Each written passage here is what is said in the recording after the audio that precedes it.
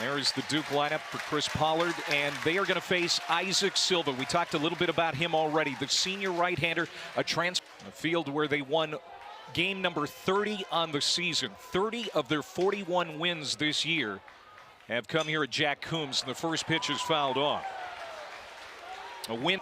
They made Murray State work. Yeah, both these teams are very experienced college hitters. And another foul ball. And another foul ball. And you're going to see these guys will spoil good pitch after good pitch. It gets to be frustrating. And see the numbers: 38 foul balls, 14 3-ball counts, 7 full counts, 8 walks. They saw 171 pitches. And here's pitch number 4, and that misses down. First one out of the zone for Isaac Silva. Silva started 2 games in Oxford last week, threw 150 pitches. Pitched against Georgia Tech, came back on 2 days rest against Ole Miss. And that start against Ole Miss was on Monday. So he's coming back 6 days later.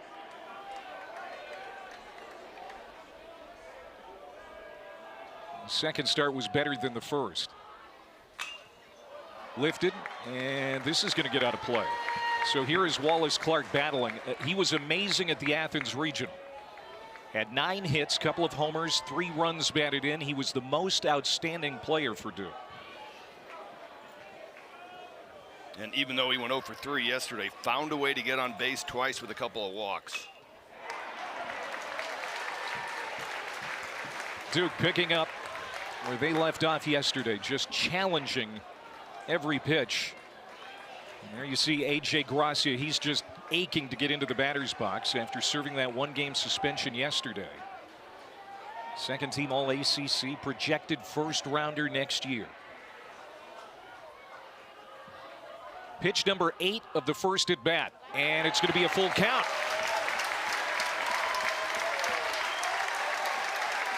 And this is exactly when you draw up a lineup, a leadoff hitter, good at bat, long at bat, sees a lot of pitches.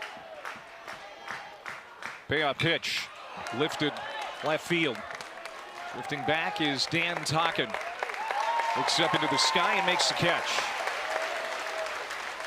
Good out for Wallace Clark as he really battled. And now here comes A.J. Gracia.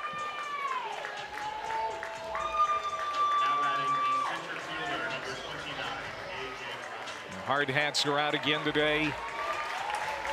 And Gracia certainly embodies that mantra on this roster. Has really had a great second half of the season. And the crowd giving him a standing ovation.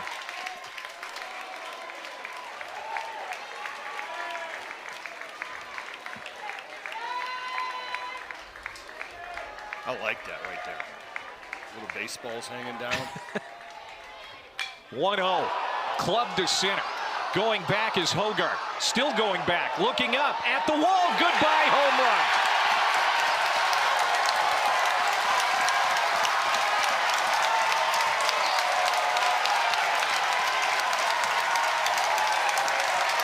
How about that return to the lineup?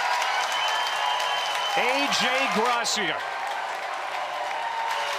picking up where he left off in the regional final. Hit a home run his last at bat in Athens and leaves the yard here. You can see what the MLB teams love about him at high pick next year.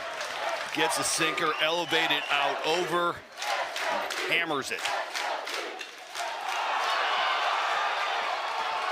Ben Miller, back-to-back jacks.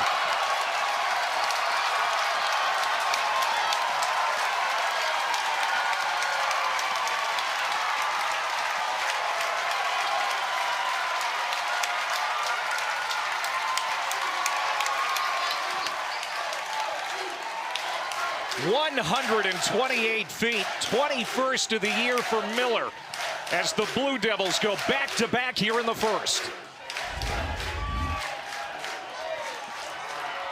Just a sweet left-handed swing. And then 1 pitch later, Ben Miller.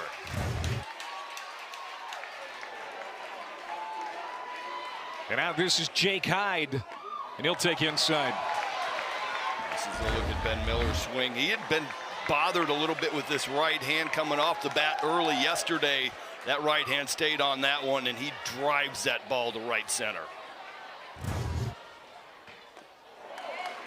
The ACC's leader in home runs.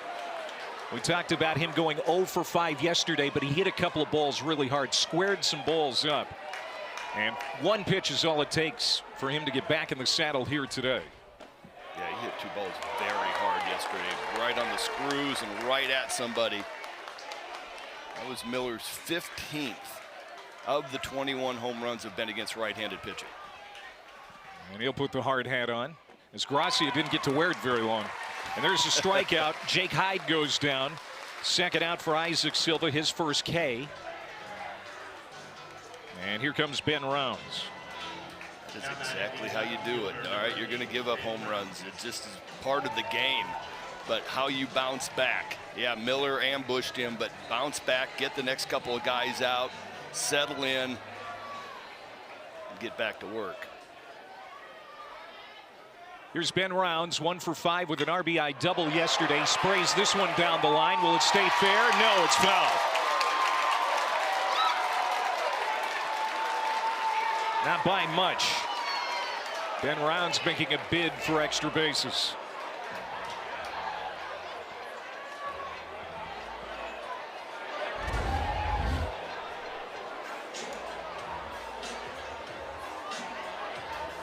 Wow. Gets a little help. Dan Talkin out and left. Ben Rounds moves from the 2 spot to the 5 hole today, with Gracia back. Rounds an Ivy League transfer from Harvard, one of 3 Ivy League transfers in this Duke lineup. That pitch is inside, 1-1. Rounds hit .403 last year for the Crimson, and you really have to tip your hat to Chris Pollard for how he has brought these transfers out of the portal in and plugged them in, and they've all had great success here in year 1.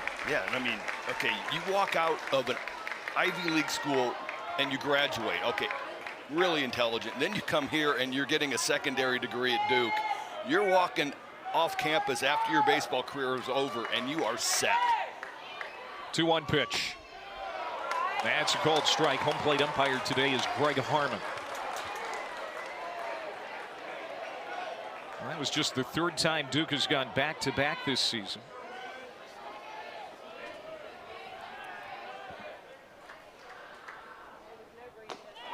And that's called strike 3. Yesterday, Carson Garner, and there's Dom Decker in the 4 hole. He had the best day of anybody on the field yesterday, not named Kyle Johnson. Had 4 hits, drove in a couple of runs. And speaking of Kyle Johnson, moves from center field to the mound today. Sophomore left-hander. Has a 4-3 record, an ERA of 6.3. Has had an interesting season when it comes to pitching. Yeah, started out the season, had a little bit of a dead arm, and totally normal, but you have to work through it, and so the numbers are a little bit higher than they should be. He's thrown well, gone down to the bullpen, worked out of there, and then last week gets the Athens start. And so here we are, curious to watch how yesterday we talked to Dan Skirka with Murray State, and their team was just fatigued and exhausted after a hot day yesterday on the field. Let's keep an eye on Kyle Johnson because he had a big day on the field and at the plate. Let's see how his legs hold up throughout this game. Yeah, he had some cramping yesterday. Boy, this is smashed by Hogart. Leads off the game with a home run on the first pitch. 7th leadoff home run this year for Jonathan Hogart. That is the most in the country. He had 1 in the regional opener against Ole Miss. Does it again here.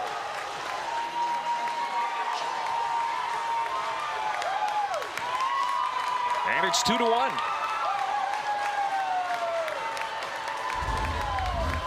When you know a guy is going and trying to ambush you, you have to be very careful. You're not throwing a first pitch fastball. That's what he wants. Johnson throws him a first pitch fastball, inner part of the plate, and Hogart hammers it. First extra base hit for Murray State in this Super Regional. And this is Dustin Mercer in an 0-2 count. So Hogarth now, 4 of his last 5 home runs have come on the first pitch. And that's going to be a base hit for Dustin Mercer, his 3rd of the Super Regional. Was 2 for 5 yesterday, trying to leg out an extra base, and he is safe. Duke didn't get it into the infield quick enough. Mercer takes advantage. He's at second with nobody out. This is what Mercer does. They have their bat in the zone for a long time. He drags it through on a slider. Looks like a routine single. A little bit of a bobble. Mercer has his head up, and when he's running down to first base, he is paying attention to what's going on in the outfield. Never takes his eyes off of this. As soon as he sees that ball bounce, he's off. Well, this is the kind of energy we saw from Murray State in the regional. As Carson Garner comes to the plate here, 0 for 3, couple of walks yesterday. 58 walks on the season, 2nd most in the Missouri Valley.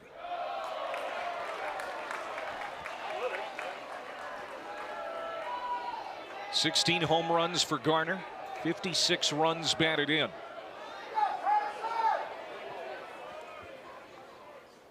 And that's down. 2 balls and a strike to Garner. Veteran from Franklin, Tennessee. He's been in Murray State his entire career. And look at those numbers, pretty solid. OPS over 1,000. Down and in, and now 3-1 as Johnson is trying to settle in and get that first out.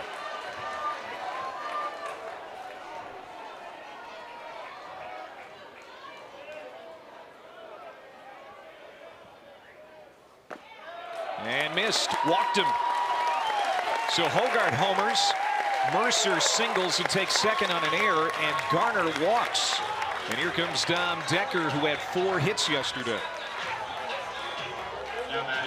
Dan Skirka, Missouri Valley Coach of the Year, 40 years old, former Racers assistant, came back after a stop at Walters State and has done remarkable things with this program. 5 straight years of 30-plus wins, a record 42 wins this year. And this Murray State team today, at least offensively through the first 3 hitters, appears more dialed in. They're off to a great start and a great answer. Wondering how they were going to do with the 2 big home runs in the top of the first. And they have responded well.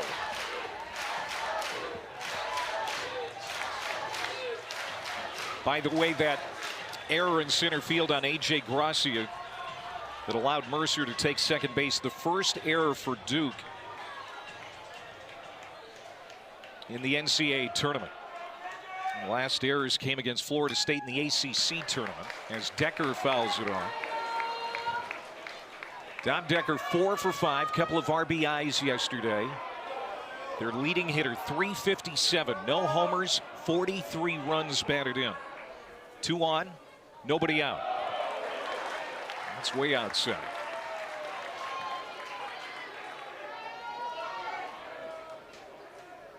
Kyle Johnson won his last 2 starts, beat Georgia Tech in the last ACC regular season series. Got the win in Athens, beating Georgia. Now struggling. 2-1. I'm watching Decker's reactions to these sliders that are starting in the zone and then diving out. And he's almost like he knows it's coming. The way he's taking these sliders that are reasonably close. 2-1 pitch to Decker. That's upstairs, 3-1. Brady Kirkpatrick has already made a mound visit. And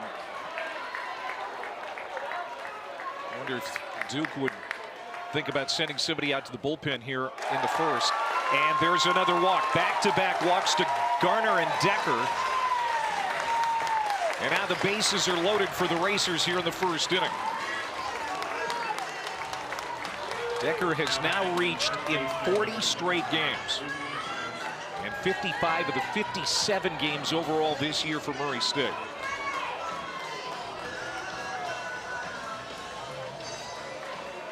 What a terrific response by the Racers. Getting down 2-0 in the first, and now here is Mastoni. Luke Mastoni, the first baseman, junior from Upland, California, transfer from Cal State Fullerton.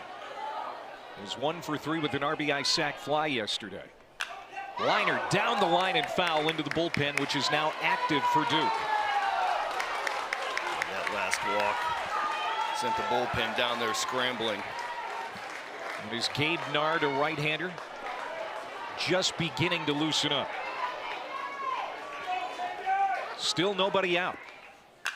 Hit hard and past Miller into left field. Here comes Mercer to score. And now the game is tied. Another ball barreled up.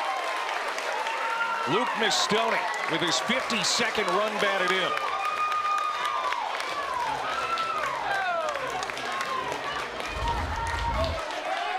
Every one of these guys so far has just been dialed in. Slider down and in, drops ahead of the bat, gets it by a diving Miller.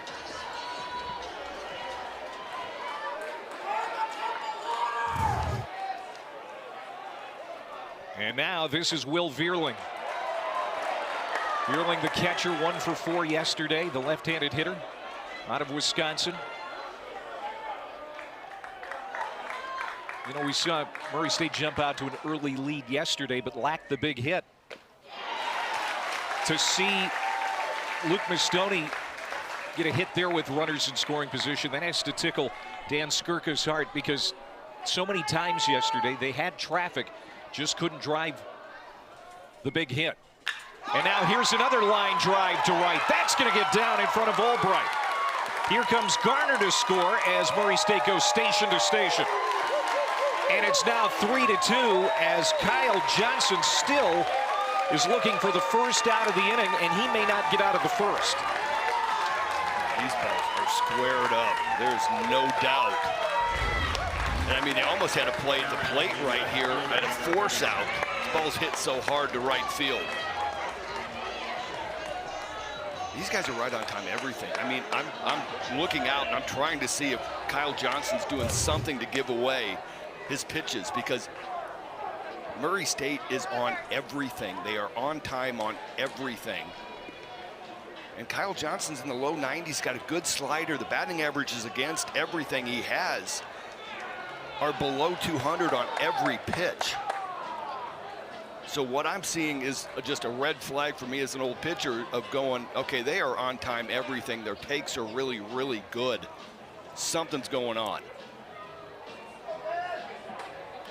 Gabe Nard appears to be ready down in the bullpen. I think we're just waiting for another appearance from Brady Kirkpatrick. We'll see if Kyle Johnson pitches to Dan Tocken. Tocken is the RBI leader for Murray State with 73. Picked up RBI number 73 yesterday, driving in the first run with a sac fly. And Johnson will pitch to him. And that one's high and inside. Dan Tocken, big veteran left fielder, 259, 10 homers, and 73 big runs batted in. Big swing and a miss, 1-1. The wind is blowing out again today. It's a gentle breeze, but it's out to right center field. And now 1-2. You see the flagpole, it's blowing out.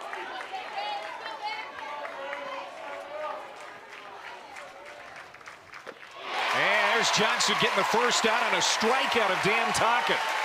That was pretty impressive. Made quick work of the 7-hole hitter for the first out. Now bring up Nico Bermeo, the DH. Kyle Johnson just flat had enough. That was the best he's looked. One fastball up out of the zone, and this one he gets down, gets through, and drives it to the bottom of the zone. Nico Bermeo 0 for 3 with a walk yesterday as the DH. transfer from Division III Aurora University. He's a Chicago native. This is just his 12th start of the year. So Murray State scored 42 runs in winning the Oxford Regional, managed only 4 runs yesterday. That was their lowest scoring game in 11 games. This is more the prototypical offense we've come to know, especially in recent weeks for the Racers. Yeah, not necessarily. I mean, the Hogard home run, yeah, that's kind of normal, but this is not a home run hitting team. This is a batting average. These guys are 5th in the nation in doubles. They are a line drive, gap-to-gap team, and you are seeing it on full display right now against a kid that will touch 95. These guys are just locked in.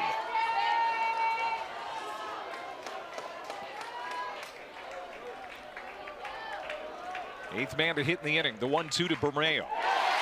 Ball gets away. Because of first base being occupied, that's going to be back-to-back strikeouts for Kyle Johnson.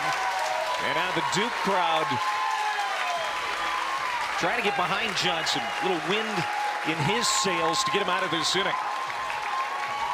This might be what Kyle Johnson needed. I mean, it's not what he needed, but he might have just kicked in back into relief mode where he goes, you know what, I probably got one more hitter. And he's just gone into a sprint where it's like driving fastballs down, not trying to nibble, getting ahead, pounding the zone. 9-hole hitter Connor Cunningham, Missouri Valley Conference co-freshman of the year. At the plate here with 2 outs and the bases loaded. Hit on the hands, foul back, 2 strikes. And Chris Pollard always seems to kind of have the same look on his face, whether it's going good, whether it's not so good. He's on a roller coaster right now. I mean, his 2 main dudes go deep. He's up 2-0. He's like, sweet. And then all of a sudden, Kyle Johnson's not effective for the first 6 hitters. And there goes the roller coaster down the hill. Struck him out. Score down and get to Omaha. Need one more win to do it. Scored 2 right away in the first inning on back-to-back homers, but what a response from Murray State. Now this is Tyler Albright leading off the second for Duke. He'll fly to left. Tocken puts it away, and Isaac Silva quickly gets the first out. Oh, we were talking in between innings about what kind of lift it feels like when your offense comes out real early in the game, and I was like, I don't know how Kyle Johnson's going to do, but Silva's like, that was a load off of his back. They woke up, he gave up 2 big home runs, and he's probably feeling like, oh no, end of the road here. And then the offense wakes up and gives him a 3 spot. Here's the DH Sam Harris. He was over 3 in the ball game yesterday. Urbandale, Iowa native. That's a suburb of Des Moines. Only had 4 at-bats last year, but a critical component to this year's team. And he hits a screamer to second. Stopped by Decker from his knees. Gets up and throws out Harris. That was hit hard. But Murray State has played exceptional defense. No errors yesterday. And a .978 fielding percentage. Tops in the Missouri Valley. Coach Pollard made a point to say why Harris is in the lineup and not Kyle Johnson. His numbers against right-handed pitchers sitting .330 off of right-handed pitchers and only .208 versus lefties. But when you got a sinker ball guy like Silva on the mound, man, you are on your toes in the infield. You are ready for a whole bunch of ground balls, and really nice play right there by Decker.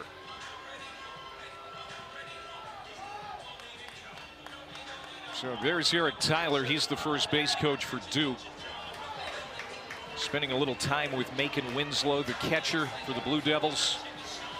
Talented sophomore. I know you were impressed yesterday, Greg, about how he controlled the run game, blocked a lot of pitches that were low yesterday, and really contained the Murray State Racers on the base paths. Really nice job behind the plate. A lot of leadership, a lot of, just little small moves like fist pumps, but his ability to block the ball and keep it in front was a big piece of the pie yesterday. 274, 7 and 45 runs batted in. Fouled off. He's been Duke's everyday catcher all season. Had a couple of walks yesterday, scored twice. That was the thing. Of the 8 walks Duke had yesterday, 4 of those walks scored. It's inside, 2-1. Yeah, I mean, the bottom of the lineup, 7, 8, 9, were combined 0 for 7. But 8 and 9, Winslow and Berger both got on twice with walks. Harris got on by hit by pitch.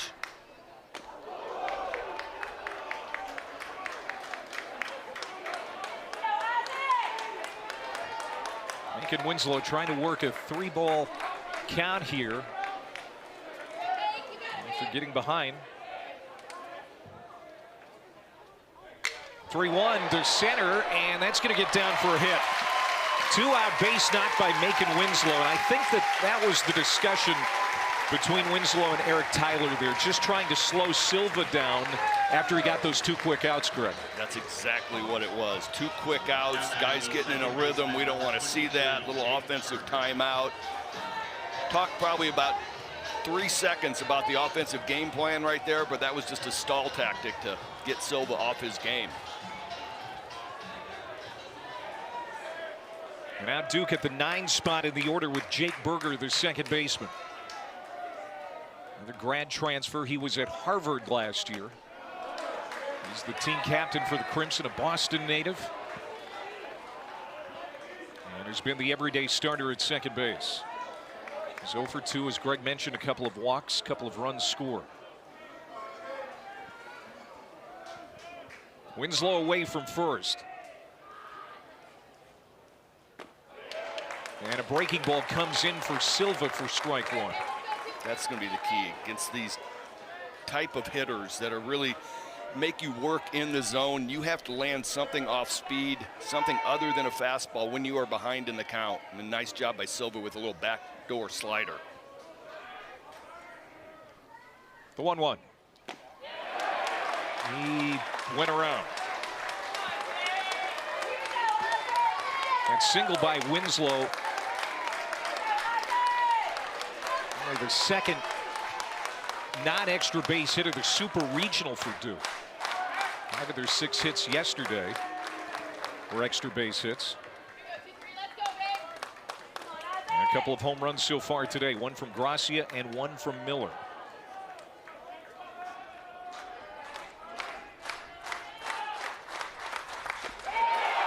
Called strike 3. Fastball, but it's up and out of the zone to Jonathan Hogard, who hit a first pitch fastball into left field for a home run his last time out. 7th leadoff home run of the season for Hogard. And here it is. I mean, this is in the scouting report. This is the MO of this guy. He is going to ambush you early in the count. You have to do something different than throw him a fastball. That's why I said I'm going to be shocked if this is a fastball, and it was, but it missed badly. Well, the next 2 miss as well. It's 3-0 here to Hogard. Johnson threw 32 pitches in the first inning and faced 9 hitters. And there he buries a strike. It's 3-1. Hogard to be followed by Mercer and Garner here in the second inning. As Murray State, its first ever super regional appearance. Hogard walks to start the second inning. That is the 3rd walk already allowed by Kyle Johnson. You know, we saw Gabe Nard up in the bullpen in the first inning. It's quiet now, but, you know, what is the leash for a guy like Kyle Johnson? How long do you let him go when it's obvious that he's having control issues? Not very long. I got maybe 2 more guys. Gabe Nard got hot. He was ready to come into this game. So knowing how relievers work, this is going to be quick, short. He could probably take less than 10 pitches to be hot and walk into this game. Dustin Mercer, a single his first time up. 3 hits in the super. One of the hottest players in the country the last couple of weeks. Was great in Oxford. Most outstanding player. Had 10 hits, 6 runs batted in there. The 1-1. And this is lifted, and it's going to get out of play. He was also the MVP of the Missouri Valley Conference Tournament. 9 for 18, drove in 7 runs in that championship. So Dustin Mercer has been hotter than a firecracker here in late May and into June. Dan Skirka said the last couple of weeks he has been the best player on the field every day that he's walked out there. 4th year at Murray, Transfer from Virginia Tech. The 2-2 pitch. Got him. Now Kyle Johnson, who struck out the side in the first despite giving up 3 runs. It's another one here. Carson Garner, a walk and a run scored in the first inning. Garner has 46 career homers, 16 this year. That's second all-time at Murray State for home runs in a career. He's also second in career runs batted in. This guy is a big part of what Murray State has been in the last 4 years. Snap throw over to first.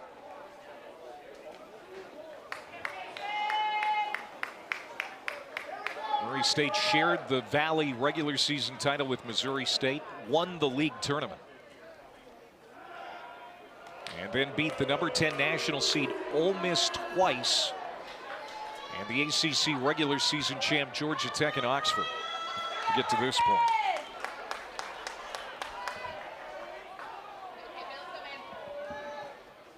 The pitch swung on and missed. 1-1. A little off speed there to even up the count. A rare changeup. Here's some splits for you, Clay. When Kyle Johnson is behind in the count, which is 1-0, 2-1, etc., opponents are hitting 300 on the year. When he is ahead in the count, opponents are hitting 138. So very important for him to find strike one and get ahead early. 2-1 to Carson Garner. Dom Decker on deck. Oh, more. This one is hammered to left. Deep. And this is in the pine trees. Goodbye home run. 2-run shot for Carson Garner. His 17th of the year. And it's 5-2. And that might be it for Kyle Johnson.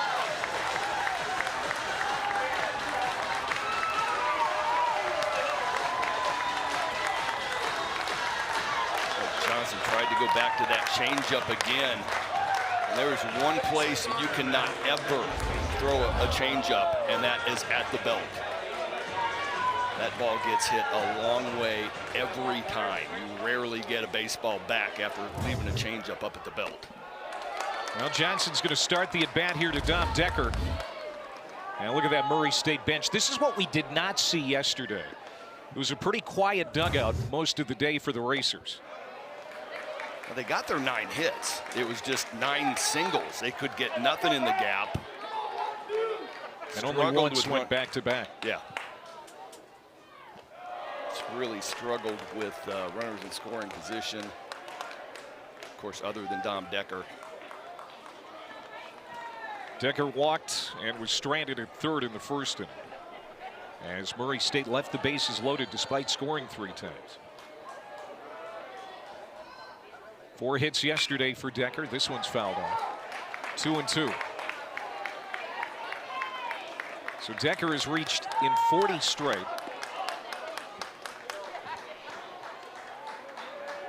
As Murray State now has a couple of home runs here in the Super.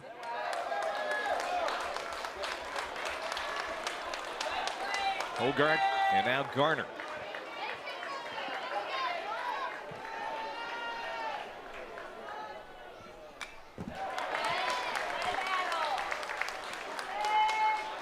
Dan Skirka is pushing the edge of you have to be in the dugout for the whole game. He is on that top step, toes right to the edge of the turf almost every game. He's right there. 3-2, chopped. Second base, charging here is Berger. He'll flip to first for the second out. So Decker is retired. And, you know, Dan Skirka, he wears number 9 on his uniform to honor his late brother, Justin. That was Justin's number when he was a player as a young man, and they were tight. One of 4 boys in that family, and it's a nod to his late brother, who he knows is watching today. 2 outs to Luke Mastoni. Puts the ball in play immediately. Ben Miller on the backhand, low throw. Again, he's got a tender right hand. Game 2 of the Durham Super Regional. Duke took game one yesterday 7-4. Murray State in a do-or-die situation leading 5-2 as we move to the third inning. And back to the top of the order, Wallace Clark teeing off. Wallace Clark, goodbye home run. Duke's senior captain is 9th of the year. Third home run Isaac Silva has given up here today.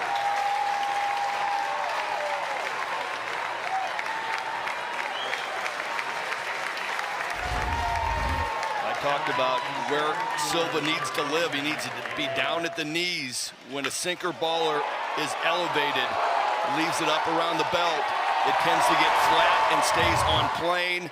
That ball was staying right on plane, and Clark just smoked it. That fan has the baseball, a souvenir, as A.J. Gracia comes to the plate for the second time. Gracia homered his first time up against Silva. It's supposed to go the other way around, isn't it? The kid's supposed to get the ball from the older guy. Yeah, you'd think. Maybe he's just protecting him for him. Yeah, he knows that ball's going to end up getting played and catch out in the outfield. And so here's Gracia, who served that one-game suspension yesterday after being ejected in the regional final for that home run prop on the field. Came back with a vengeance in his first plate appearance. Talked about his great second half for Duke. He was hitting under 200 in early April, but over the last 31 games or so has raised his average about 200 points. 2-2 from Silva. Didn't mean to. Easy play for Silva for the first down. Trying to check his swing and couldn't. So Silva all year long. Sinker ball guys keep the balls, ground balls everywhere. He's only given up 6 home runs in the 76 innings. Today he has given up 3 in 2 innings of pitch, 2 1/3.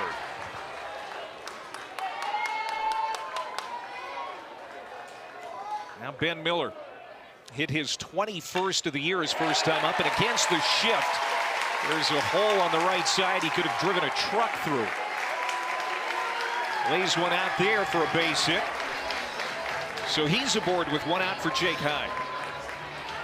This is just a great piece of hitting, and Coach Pollard talked about it. He goes up there of the game plan every at bat. He walks up to that plate and he sees that they had shifted to the pull side, gets a sinker down, and just the swing was just one of carving it to right field. And that was all his intention, was just a routine ground ball to where second base used to be.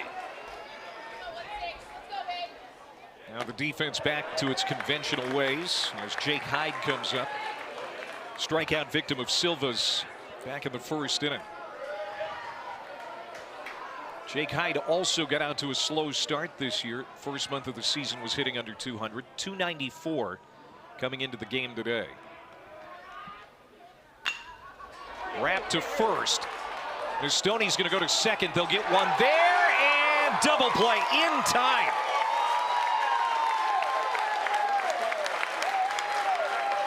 And that's going to end the inning. It looks like Duke wants a challenge.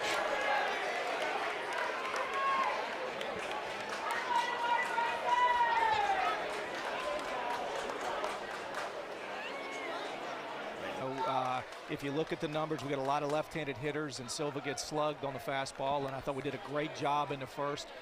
AJ coming out and getting in a 1-0 count and being on time with a fastball, and then Ben Miller right behind him on time with a fastball. So we've taken some good swings on the fastball today. We forced him to have to go to that slider more, but we've got to stay ready when we get fastballs and fastball counts. What's it mean to have AJ back in the lineup? Yeah, so he's looked pretty good. You know, and I know he's excited and he deserves this moment. He's such a great kid and such a great player. It's nice to see him back on the field in this spot. All right, Chris, thank you very much. Thank you, Thanks, guys. Coach. You bet. Coach Chris Pollard.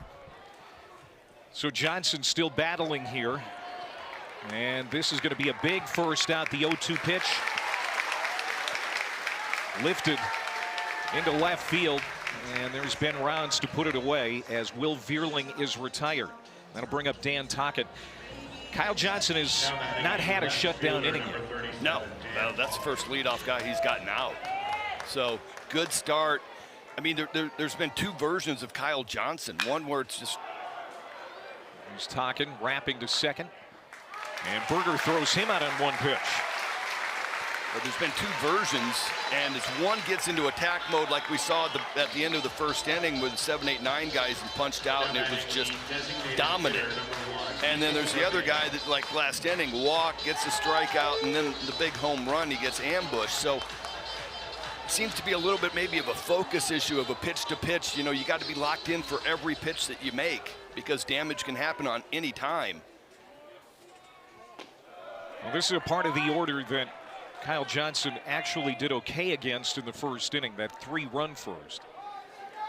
He struck out Bermeo after getting Tocken on strikes, and then also struck out Cunningham in the 9-hole. Nico Bermeo 0 for 1. Again in the designated hitting role today for Murray State, and it's a ball and a strike. Owen Prooch picked up the win yesterday. The Duke starter in game 1 went 5 2/3, and he battled at times, and that's what we're seeing Kyle Johnson do here. Breaking ball 1 and 2. Yeah, Prooch was really good. 115 pitches, just finally ran out of gas. But really good left-handed arms at the top of this Duke rotation. But Prooch was behind on the scoreboard too early as the Racers scored a couple of runs in the first few innings. We're going to talk to Dan Skirka coming up between innings. It's upstairs, 2 and 2. Dan Skirka has a 9-year-old son, Keegan, who's been the life of the party here in Durham this weekend. I think it would be fun to interview him, to be honest. 2-2, that's in the turf. When we had him on camera yesterday, he looked like he was a little edgy as the game was going on. Took us 5 innings to find him with all the cameras that we have here.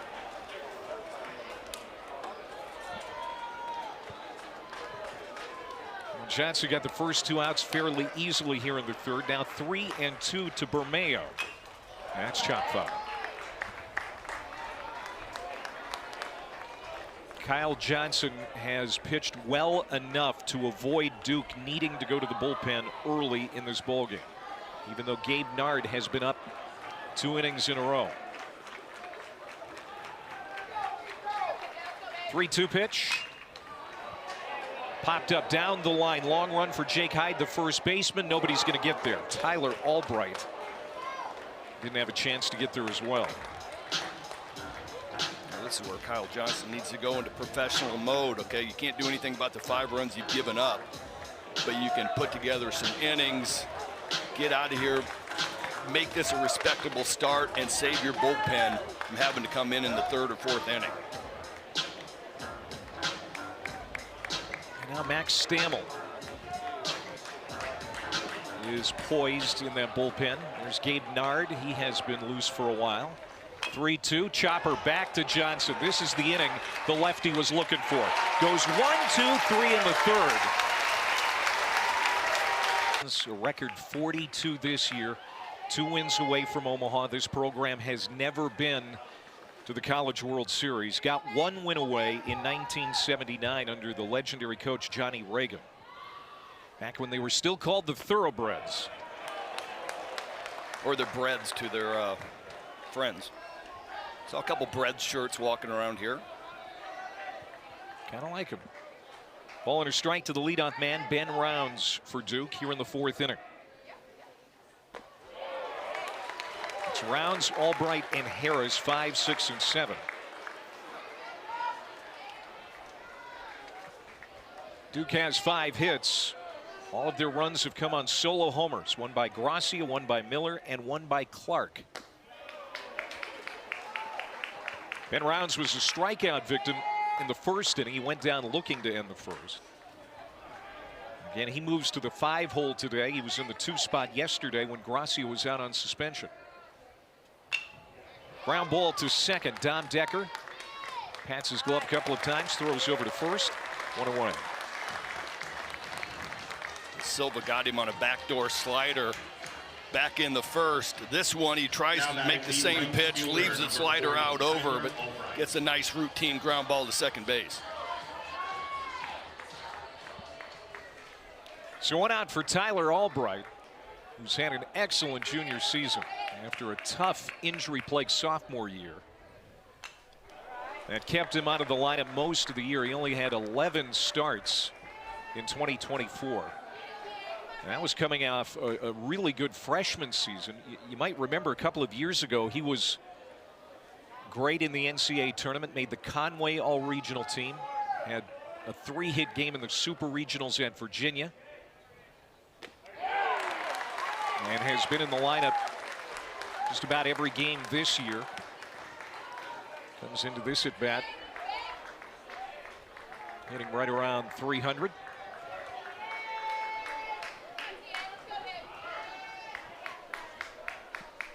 The 0-2. And shifting over toward the bag is Decker, so he had that played perfectly. Scouting report was beautiful there, defending Albright. 2 up, 2 down. Yep, slider down and away. Albright gets out there and hooks it back up the middle. Think it would be a base hit, but nice job of shifting over to second base. And here comes Sam Harris. He had the game-winning RBIs in the regional final in Athens. And the designated hitter back in the lineup today. We actually, thought maybe because of what Kyle Johnson did yesterday, he would stay in the lineup just to keep his bat in there, but they just love Sam Harris, the DH. Yeah, really good numbers against right-handed pitching. They wanted him back in the lineup again today. Light tower power, as good a raw power as anybody this program's had. Behind in the count, 0-2 is Isaac Silva. He's trying to have a shutdown inning, and he does. He hops off the mound as Murray State has a ton of confidence right now. Trying to push this to a 3rd game on Monday. For that first the 2 home runs in the first inning, great answer. Kyle Johnson was probably on his last hitter about 2 innings ago. Last inning, same thing. You can see short leash. Here we go again. Connor Cunningham leads off the 4th inning out of the 9-hole with a base hit to center. That is the first hit for the Super Regional for Cunningham. And the 6th hit today for the Racers.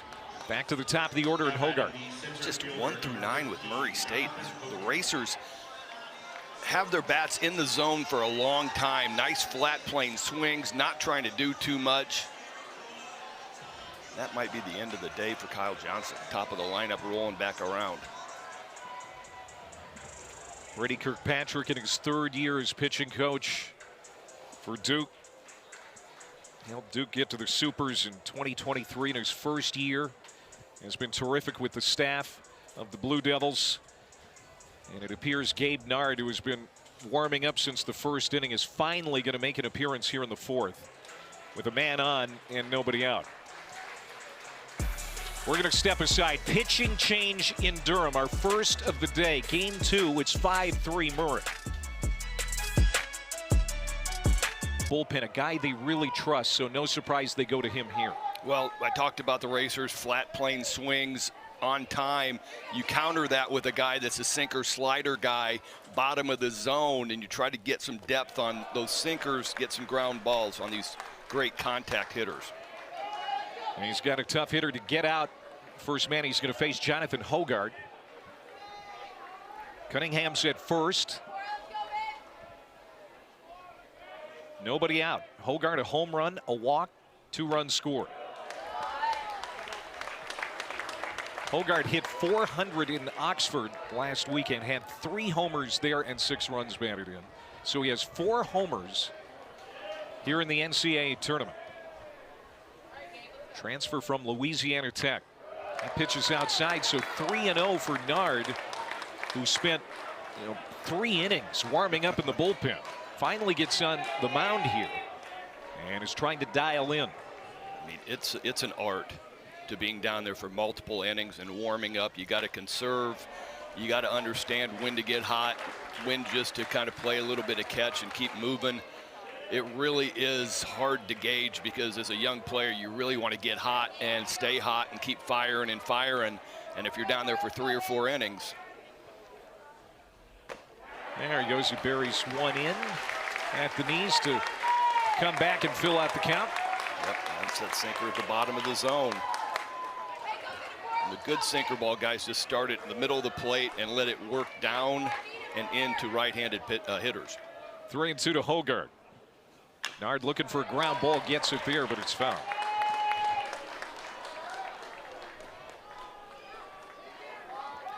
Duke used a couple of relievers yesterday. Mark Hindy got the last out in the 6th, struggled in the 7th, so they brought in Reed Easterly, the closer, and he got a 3-inning save, 3 beautiful shutout innings. His bullpen pretty well rested.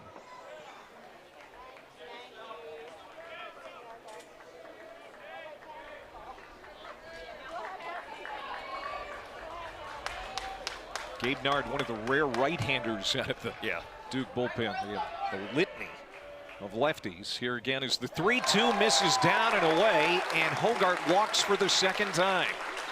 So 2 on, nobody out, and Dustin Mercer, who has 3 hits in the Super Regional, coming to the plate. Fielder number 10, Dustin Mercer.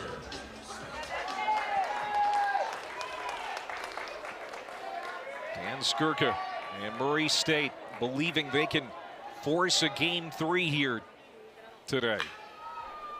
It's chopped foul. Super's a best of 3 round.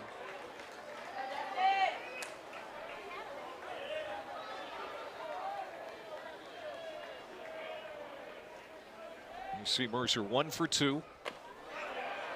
That catches the inside corner for Nard. And that's what Nard's gotten really good at this year, is front door sinkers to left-handed hitters. So this ball starts in off the plate. You get that kind of a look, you freeze them. It's down low, blocked up by Winslow. Mercer doesn't have any home runs this year. A terrific batting average. Hitting .354. 38 runs batted in. Pulled foul. Mercer also pitches. He's made a couple of appearances this season. We talked to Dan Skirka about that, and he said very unlikely. We know what his best attributes are, and we're going to play to those this weekend. The outfield and hitting. Comebacker. Base hit into center field. Cunningham around third. And he will score without a throw. Murray State, the hits just keep on coming. It's now 6-3 Racers. As Hogart will stop at second. So 2 on, still nobody out for Garner. Number 8, Carson Garner. Thought he might go back to that sinker in the front door, and this one he leaves out over the plate. Mercer right on time, takes it right back up the box. RBI single. If you're thinking that they're going to play small ball and bunt, Clay, they only have 7 sacrifice bunts on the year, so that's not their game. So here is Garner. A walk and a run scored in the first, a 2-run homer in the second. His 17th of the year, now has 58 runs batted in. This guy's been really good in the 3-hole this year, Greg. Yes, he has. Second all-time at Murray State with 46 home runs. Leads the team in walks this year, has really cut back on the big swings. Got to find a way to get on base. Seems to be kind of like the motto of most of this lineup. Gabe Nard still looking for his first out since coming out of the pen here in the 4th inning. Gets a chopper to the right side. This could be a tough play. Snared by Berger. His throw in time to get Garner. Boy, that was not easy. Hogart goes to third. Mercer to second on the play. Duke is able to get the out. Now here comes Dan Skirka. He may want a review. I think he might have got him. See how good Hyde is with his footwork right here. Boy, it's going to be tough to overturn. Call on the field was out. I mean, just great all-around defensive play by Berger and Hyde. I think this is going to stand. I just don't know that there's enough evidence to overturn it.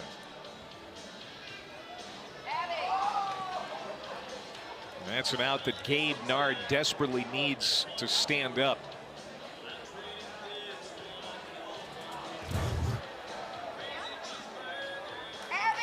But that's, if it is an out, it's a productive out for Garner as he moves the runners to second and third. Yeah, still a nice piece of hitting, stayed inside of a sinker down. Tried to shoot it through the 43 hole.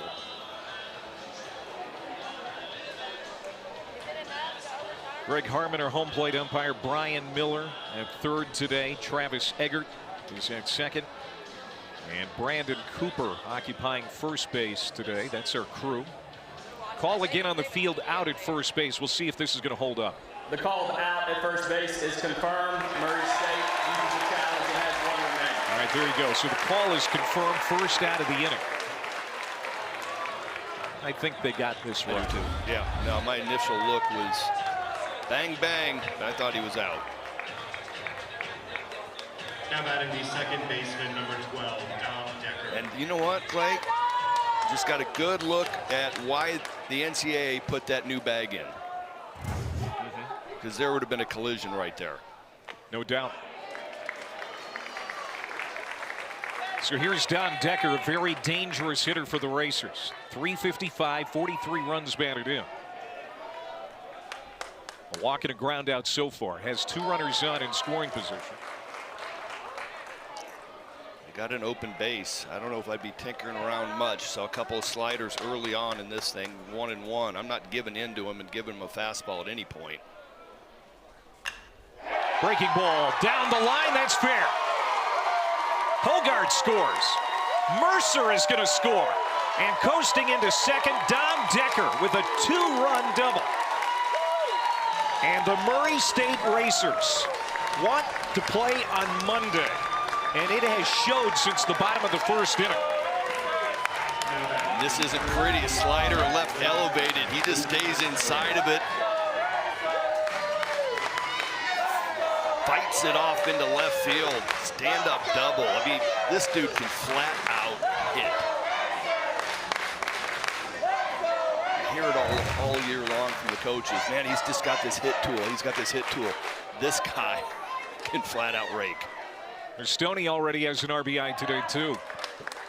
He's 1 for 2.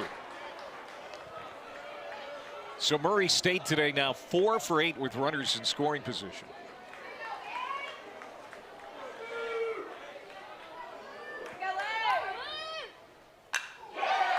Hit hard to right.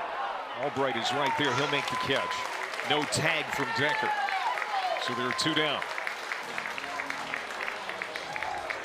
Kyle Johnson started the 4th inning, gave up the leadoff hit to Connor Cunningham, so he was done after 3 innings, 69 pitches, 6 runs, 6 hits, walked 3, did strike out 4, but you know, he labored right from the get-go, giving up the leadoff home run to Hogard. Now, as great as he was yesterday in the field, you know, it's just been a different story. His role totally different today as the starting pitcher. Yeah, it is a completely different animal.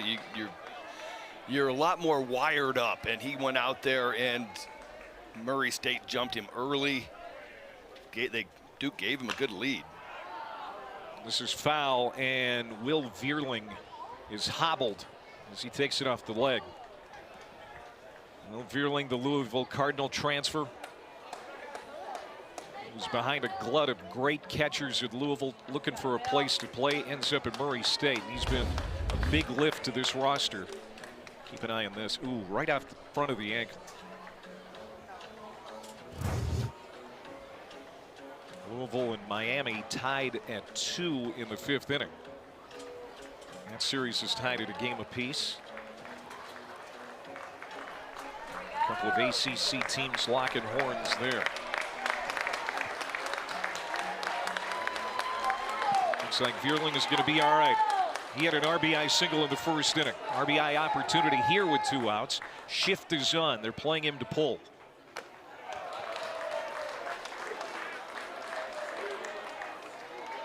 Decker out at second. His last 3 games, 8 for 11. 5 ribbies, 4 runs scored. This is clubbed to right field. Going back is Albright. Still going back. He'll watch it hit off the base of the wall. Coming in is Decker. with the 9th run of the day for Murray State. Vierling with an RBI double. His 2nd run batted in today. And the lead is now 6 for the Racers.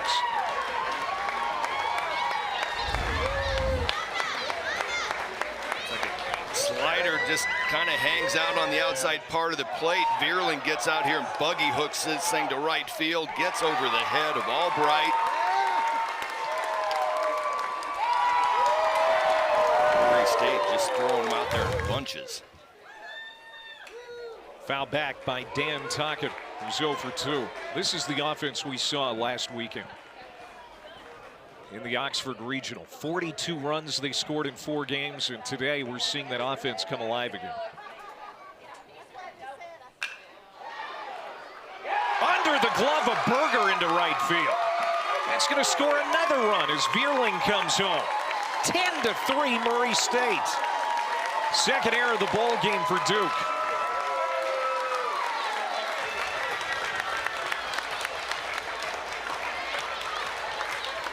Looked like Berger was really in between if he was going to try to get in front of it or backhand it.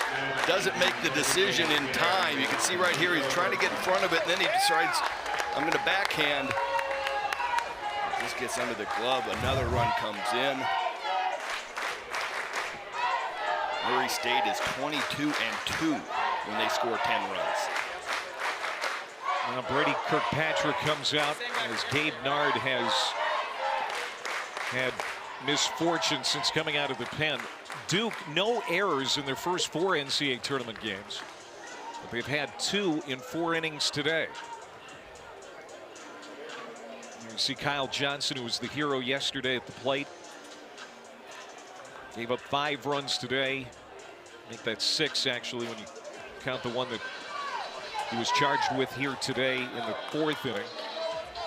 And Gavin Brown, another left-hander, getting loose for Duke.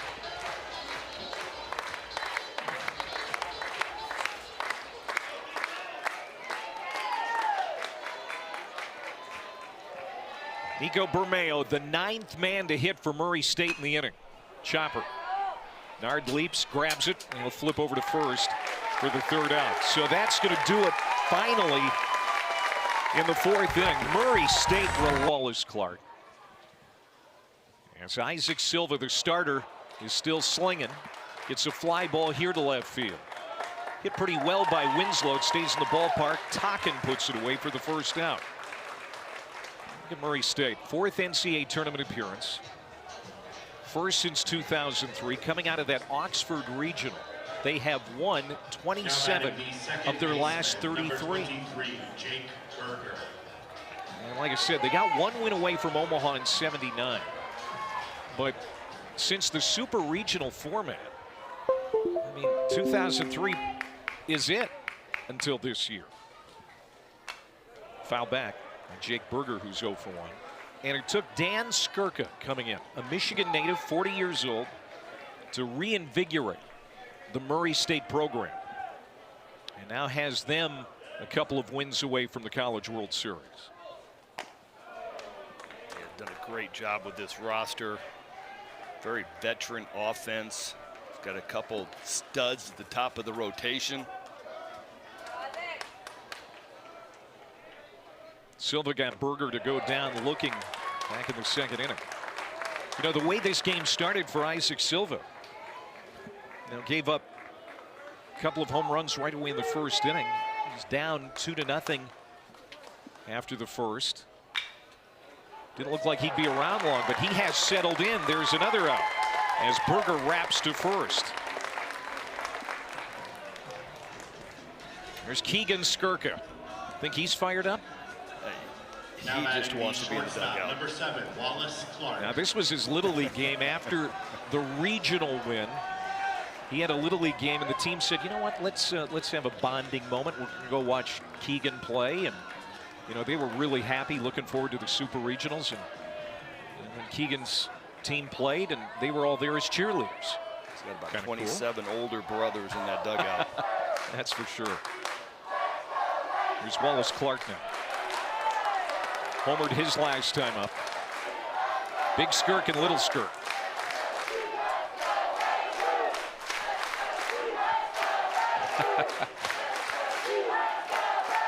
He would love to be in the dugout, but Yes, he's too little. That's what Dad says. Just missed inside.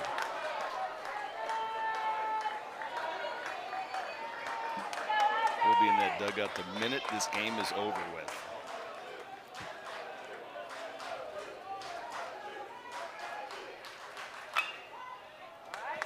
Isaac Silva has retired 6 in a row.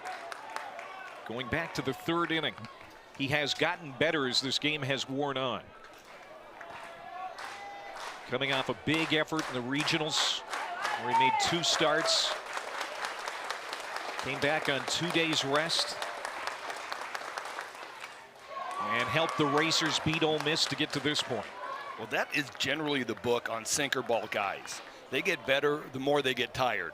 Then they're not trying to do too much. The hand gets on the inside of the ball. They create a better sink action, and they're just relaxed and working bottom of the zone. So he needs to get a lather going, and then all of a sudden here comes some power sinkers, good sliders down. Gets another ground ball. 3rd baseman Carson Garner throws across. It's a 1-2-3 inning for Silva. Halfway through the 5th. Murray State hanging on to the momentum, leading by 7 in Durham.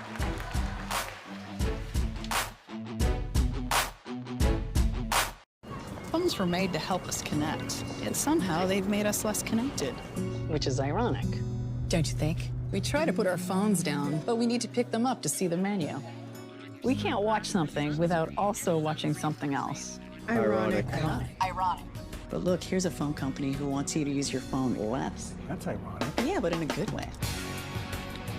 Let's find us again with Us Mode. U.S. Cellular, built for us. Traffic jam. Ugh, and I'm already late. Finding the things you and your family need to be well is kind of a big deal. Finding ways to save on those things is an extra big deal. Check out extra big deals at CVS. Extra Care members get extra big savings on more of what matters most every 2 weeks. It doesn't get extra bigger than that. Shop tons of extra big deals at CVS today and come back for more every 2 weeks. Taking a little brain vacay to Japan? It's the dream. Why don't you stop dreaming and go? My budget's more instant ramen than sashimi these days. Use Priceline. They've got millions of hotel and flight deals on the menu. Have you tried the 60% off? It's super fresh. Japan, here I come. Arigato.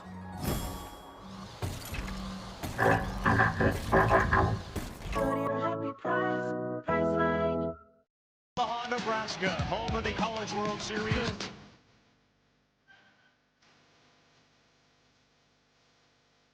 Bolts back and make the catch! Somehow hung on. Back-to-back checks.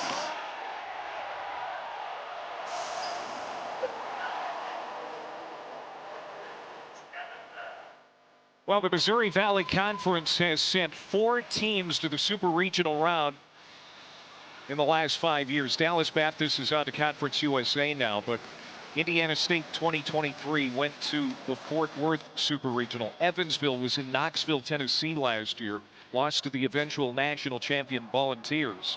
But they forced a 3rd game, and now Murray State here in 2025 in Durham, trying to get to Monday and a 3rd game, and right now it's looking really good. As they hit the 5th inning, leading 10-3, and another new pitcher.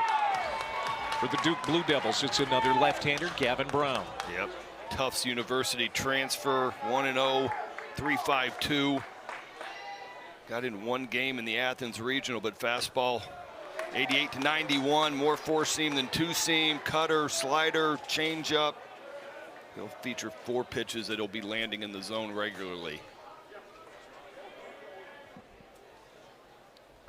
Connor Cunningham leads this inning off for Murray State. He started the 4th inning with a base hit, came around to score in that 5-run onslaught. High baseball IQ, Connor Cunningham. He came in this year as a true freshman from Batesville, Arkansas, as Murray State was trying to replace a 3-year starter, shortstop Drew Vogel. was drafted by the Astros last year. Cunningham, as a rookie, has been phenomenal. Strike on the outside corner, 2-2. And was the Missouri Valley Conference co-freshman of the year.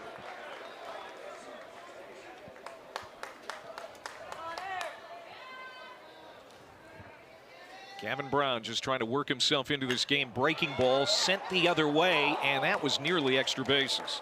Fouled by about 1.5 feet.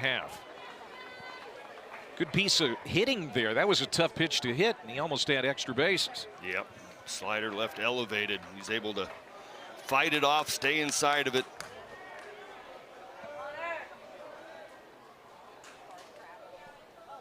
Swung out and missed, and Gavin Brown gets his first out on the strikeout.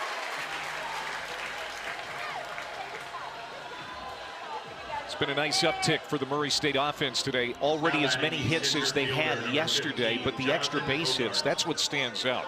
All singles yesterday, but a couple of bombs today, a couple of doubles. Yeah, you're seeing this offense at its best right now. Not a big home run hitting team, have 73 now on the year, which was good for 84th coming into the game, but they are a doubles batting average. Is that 306, which is 27th in the country. Back to the top of the order here in Jonathan Hogart, who's been on 3 times. A home run, that was in the first inning on the first pitch, and he has walked twice. And I'll tell you, Jonathan Hogart really set the mood for the game today for Murray State. Did that hit him? Yes, it did. So a 1-out base runner as Hogart is on for the 4th time. I feel like his home run really set the tone for Murray State. Okay, Duke comes out, 2 home runs in the top of the first. Big response. And then Hogart comes up first pitch and just yah-yah to left field. And Murray State has been rolling pretty much ever since as Dustin Mercer comes up now with a man on. And back up the middle, almost took the hat off of Gavin Brown. Ringing single to center, nearly dehorned Gavin Brown. Dustin Mercer with his 3rd hit. Now batting the third base. Brings back a nightmare for me, Clay. Right back up the box. Chuck it and duck it. Dustin Mercer now 5 hits here in Durham in the last 2 days. 10 hits now for Murray State as Carson Garner comes up, and that big 2-run homer in the 2nd inning. Winslow keeps it in front. This is the 2nd inning shot by Garner. Home run number 17 on the year, his 47th of his career. Like Clay said, this is what was missing yesterday, was the damage. They put together and scattered 9 singles.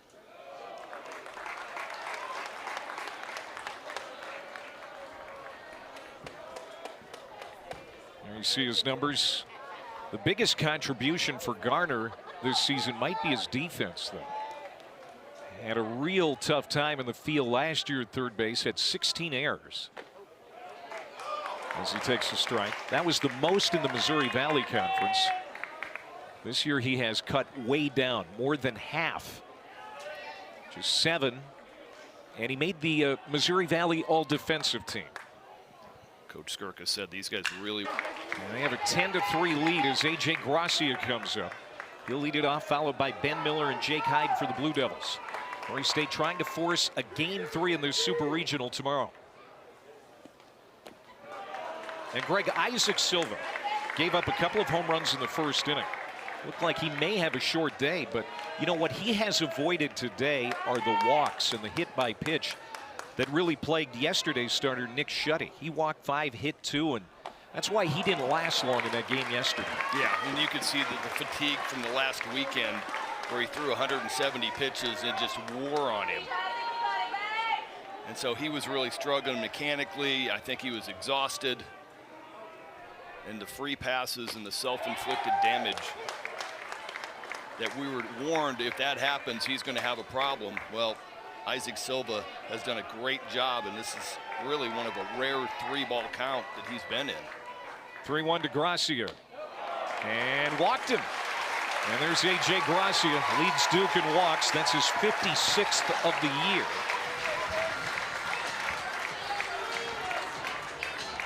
And he'll take first base as the Blue Devils need a bunch. Down 7.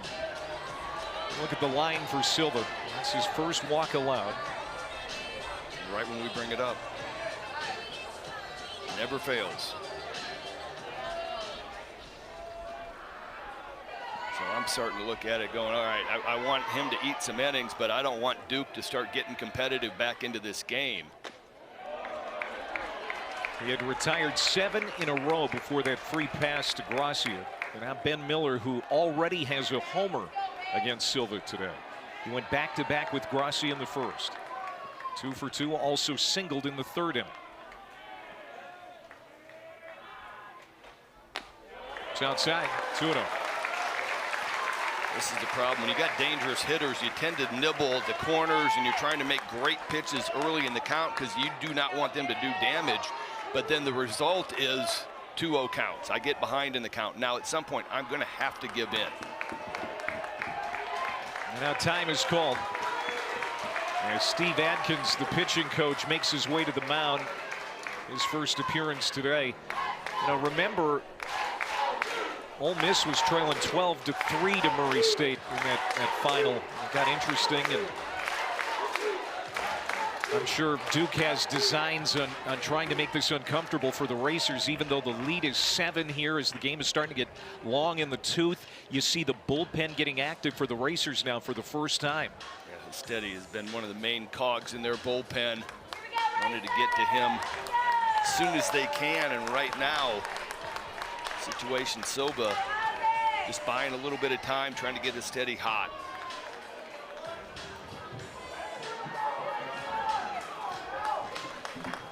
Ben Miller and that big mustache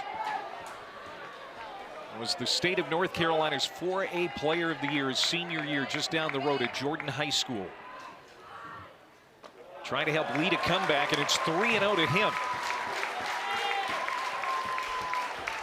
Normally, I'd say he probably has a green light to go ahead and get something good to hit here, but down 7 runs. You need base runners. You need the next man up. Let's see if Miller has the green light. He takes ball 4. Back-to-back walks. Isaac Silva at the end of his rope, it appears. We'll see if he faces another hitter. Give him one more guy. He's had some good success with Jake Hyde. Sinkers down, got him to roll into a double play to end the third. Struck him out in the first. Jake Hyde, guy you got to tread lightly to. 11 homers, 65 runs batted in. 2 on, first pitch. It's down.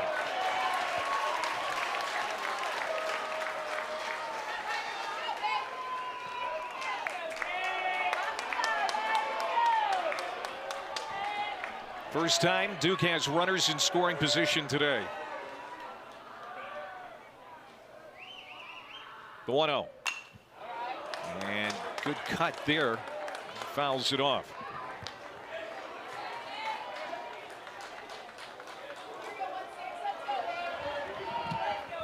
So he's looking to get a sinker down, bottom of the zone. Trying to get a ground ball to the right side. See if he can get a double play and try to get out of this jam. Boy, that is lined but foul. Now here's Duke in a situation that Murray seemed to be in constantly yesterday, needing a big hit with runners on. It's a pretty good catch there by that guy on one hop. A standing room only here at Jack Coombs Field. That's outside, 2-2 to Hyde. Boy, that's a good pitch. Tries to go backdoor slider. Just did not quite execute it.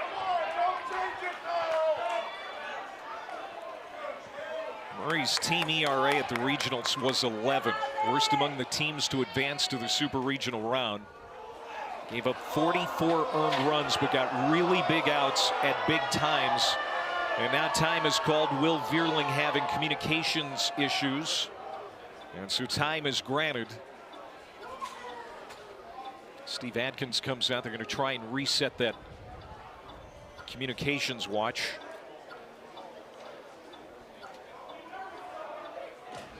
Welcome to baseball in 2025.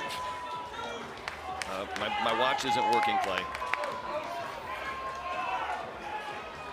North Carolina leading 3-1 in the 8th in Chapel Hill, just down the road.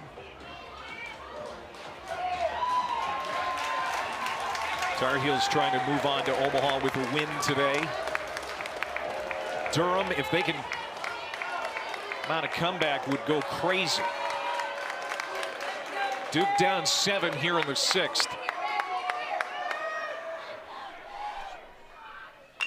Chop to first. Stoney's going to take it to the bag for the first out. Gracia to third, Miller to second. And that's a big out for Isaac Silva. Ball is not hit hard enough. Stoney couldn't do anything with it. Thought he might try to get the lead out at second base.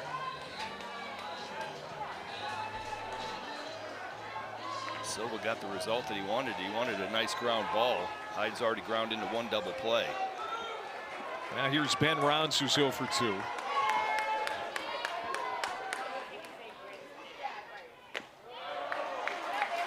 Now, Isaac Silva, in the grand scheme of things, still has a lot of pitches left, you would think. He's only at 81. No, he's been very efficient after that first inning. I mean, home runs don't take very many pitches up.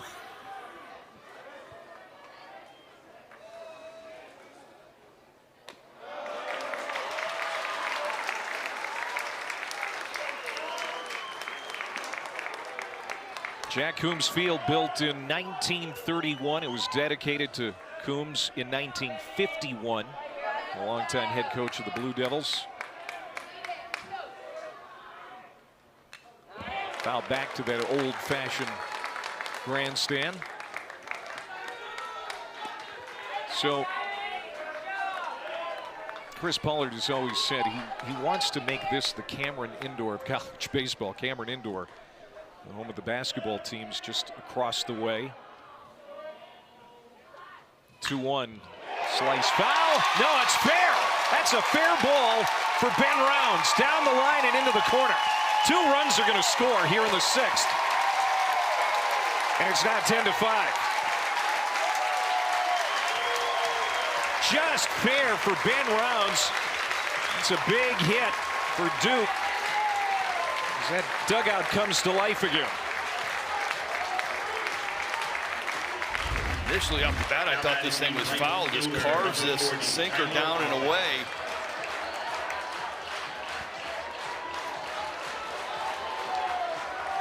Great piece of hitting and a much needed extra base hit.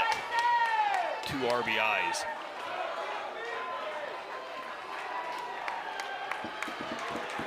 And Isaac Silva is going to be done here in the 6th inning. What a game for him. He was fantastic in the regional. Pitches into the 6th here in the super regional round.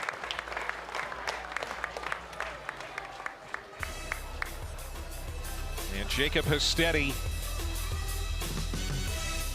going to make an appearance here with 1 out. And trying to keep this a 5-run lead now for Murray State. Monday. But he's going to give way to Jacob Hestetti, who got 2 big outs in the 7th against Ole Miss in the regional opener. Struggled in the regional final against Ole Miss. Gave up 2 runs in the 7th inning of that game without recording an out. So a good outing, a bad outing last weekend. We'll see what he does here today in a critical spot. Yeah, overall it's been pretty solid. The fastball is going to be 87 to 92. Slider, curveball change. We see a true overhand hook out of Hestetti. First hitter he's going to face is Tyler Albright, who's 0 for 2. Fly out and ground out. The junior from Greensboro. And look at that. Can't snap it off. He was trying to break that curveball that you were talking about, Greg. It's like you said, it's got a big shape, traditional 12-6. And that happens every once in a while when you don't get quite a good grip on the baseball, it comes spinning out, and you leave it right over the top of a right-handed hitter. I've done that once or twice. You had that kind of hook. This was pretty devastating. Time called. And that's going to be a warning. Pitcher didn't deliver in time. That's going to be a ball. So it's 2-1 now on the hitter Tyler Albright as Hustedi appears a little rattled, the sophomore from Breeze, Illinois.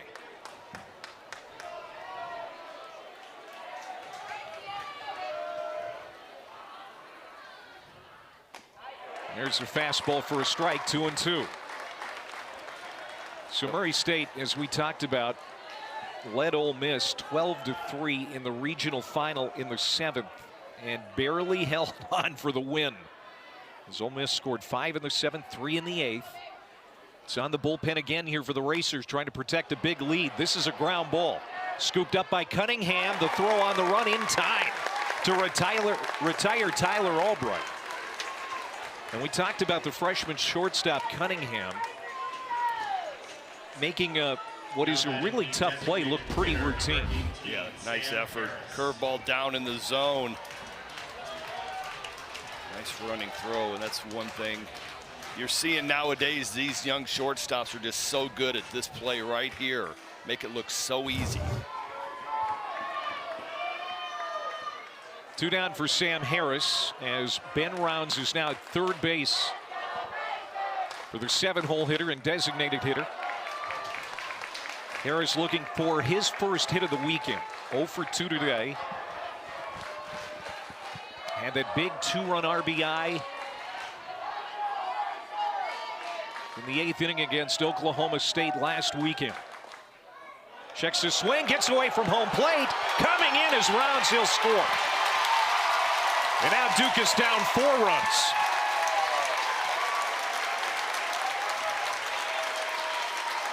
Getting that run in for the Blue Devils is huge. I was a fastball curveball guy, much like Hustedi. You have to trust your catcher. I don't want to lose one of my best pitches because I'm going to throw it in the dirt. This one, Fearling just does not square it up and keep it in front.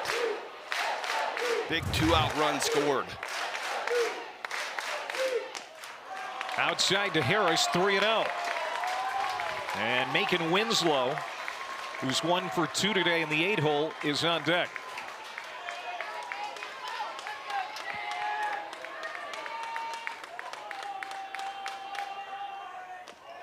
Walked him. 2-out walk. And Hustedi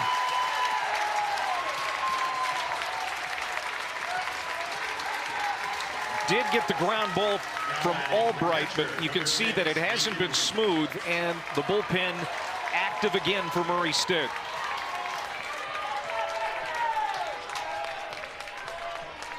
Graham Kellum has been terrific here in the postseason for Murray State. I'm sure if Dan Skirka had his druthers, you wouldn't want to use him in a situation like this. Seems awfully early for their closer. It's awfully early, but we saw it yesterday with Duke with Easterly. Got in the 7th, had to get 9 outs. Sure, he would like Hustedi to get out of this inning. Give him 1 hitter to start the 7th. Let him see if he can get on a roll, and then you get to your closer.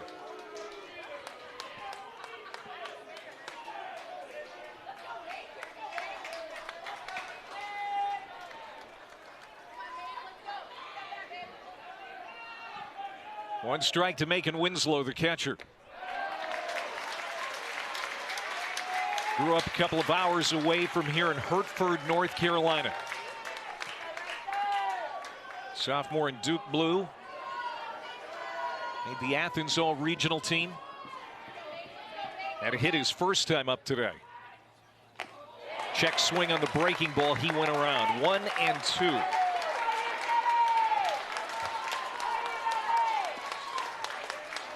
Steady trying to get Murray State back to the dugout after a 3-run inning so far for Duke.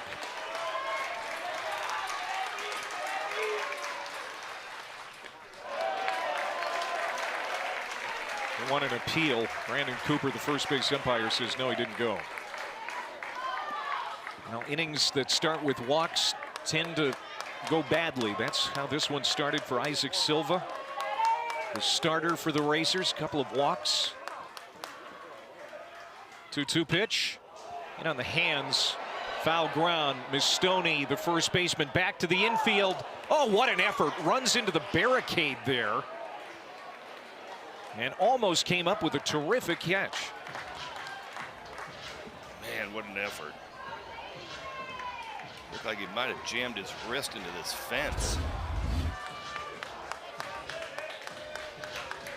Ooh, hit his face too, I think.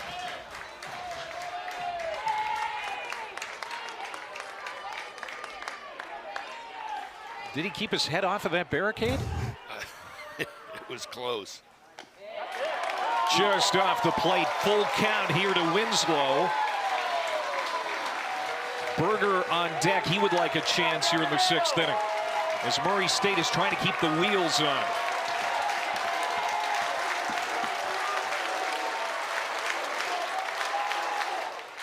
Hammered to left. Deep.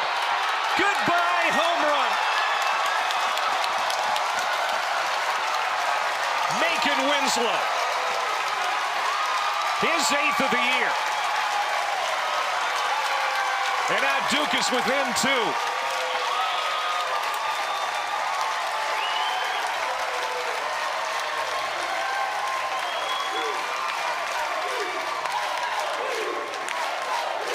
Got yourself painted into a corner, trying to land a breaking ball and finish the at-bat. Get to a 3-2 count, and you leave a slider spinning at the top of the zone. Winslow adds his 8th home run, and here comes Duke. We've talked about this Duke lineup. It has length. Winslow, not a prototypical 8-hole hitter. That's his 8th bomb of the year. His 2nd hit of the day. And now Jake Berger at the dish. The 8th man to hit in the inning. And time is called. Will Vierling is going to walk out. This likely the precursor to another pitching change.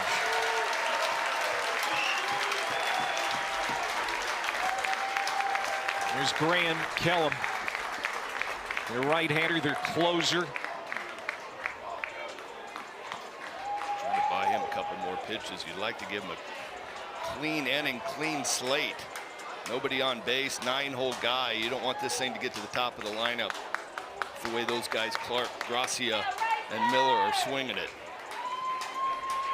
A 5-run inning for the Blue Devils. Just when it looked like Murray State was ready to go on cruise control and pack it up and get ready for a game on Monday night. Duke having other ideas.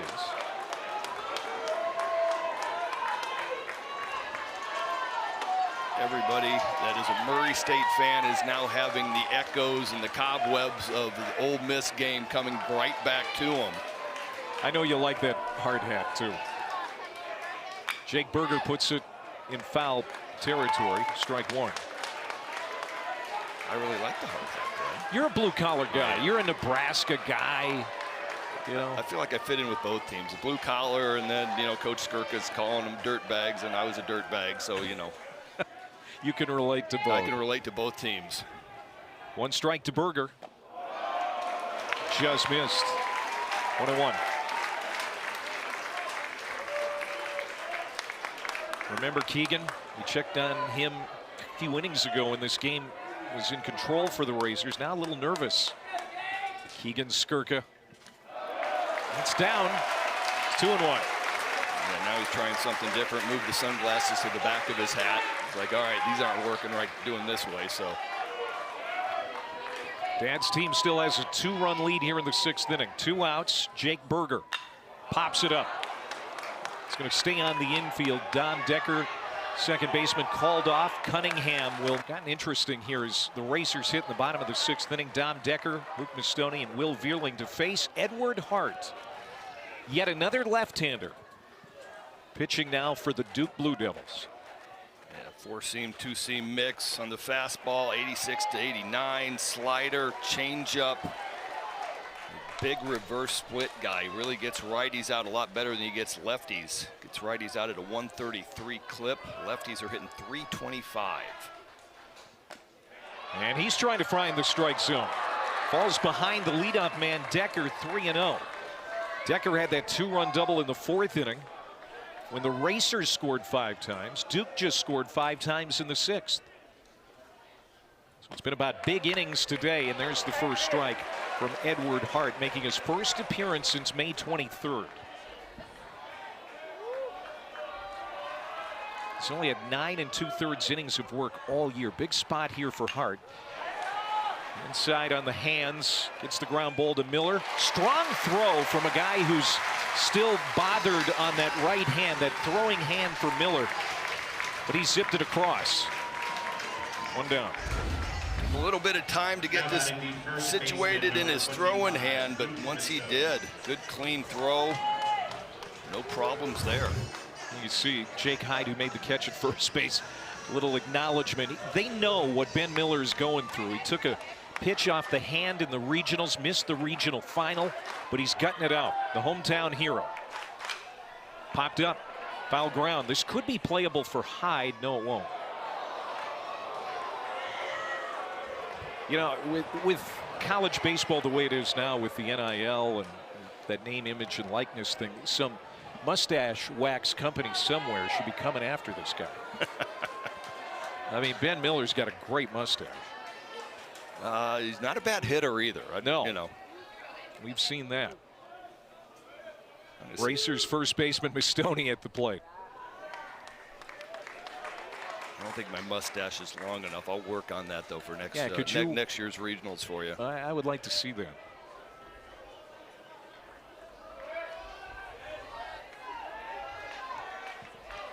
Oh, Raleigh fingers right there. That's line foul. Well, Arizona has just taken the lead over North Carolina in the 8th inning. The Tar Heels had a lead, couldn't hold on, and so now the Wildcats making it interesting. The team from the Big 12 trying to punch a ticket to Omaha.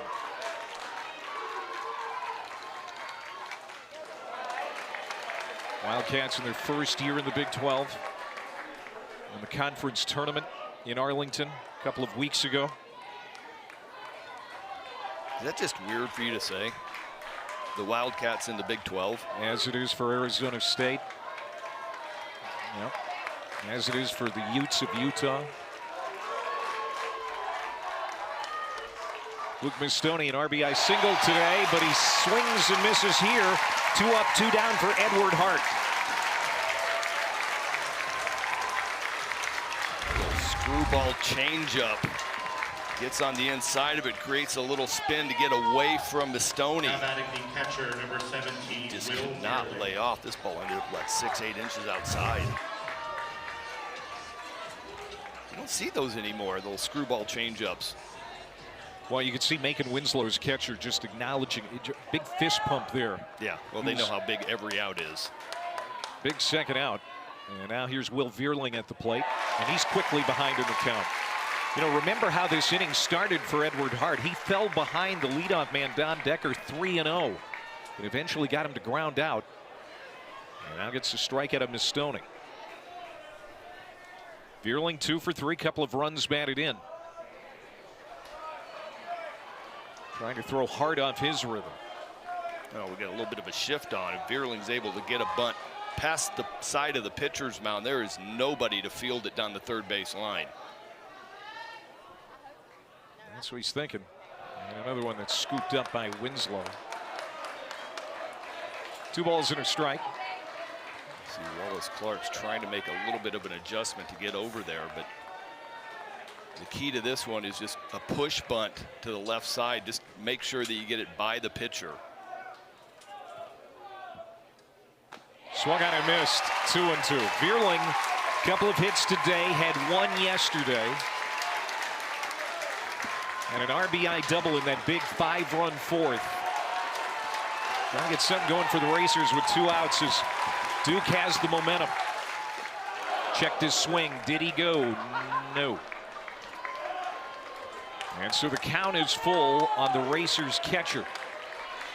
This is what Coach Skirka said about the Old Miss game. He was like, I just wanted to get some guys in there, and I knew our offense was going to keep scoring, but they didn't. Walked him. 2-out walk to Will Vierling. So Edward Hart gives up now batting the left fielder, number his first free pass. Dan. And now Dan Tocken will come up. Tocken today 0 for 3. One of 2 guys in this Murray State lineup without a hit. The other one is Bermeo, who's in the on-deck circle. It's outside.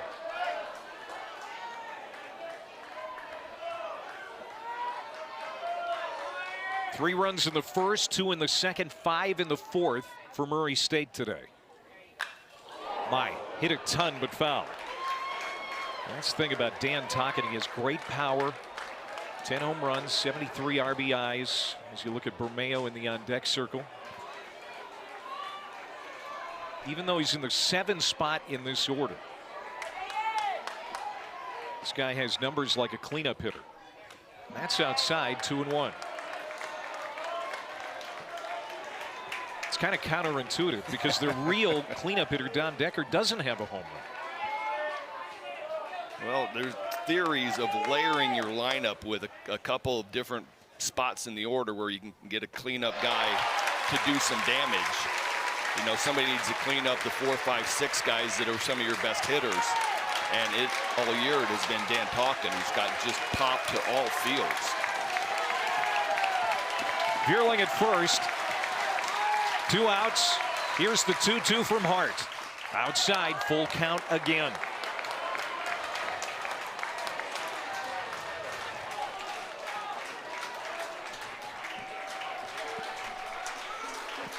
There's Chris Pollard, a concerned look. Dan Skirka also concerned. Fouled into the netting over the Murray State dugout. Duke trying to get to Omaha with a win today.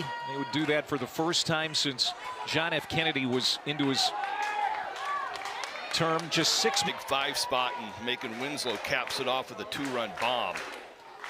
Graham Kellum on the mound for Murray State. Wallace Clark, first pitch swinging, lifts it into center field. Coming in is Hogart, and he'll get there to make the catch. So Clark is out on 1 pitch, and that's a really big out for Graham Kellum. The closer for Murray State is asked to get a lot of outs here at the end of this ball game. He's Greg Olson. I'm Clay Matvick. This is game 2 of the Durham Super Regional. Duke trying to get back to Omaha for the first time since 1961. Murray State trying to make program history. And getting to Omaha for the first time ever. They've got to win today and win again tomorrow. A.J. Gracia's had a good day. 1 for 2 with a home run and a couple of runs scored.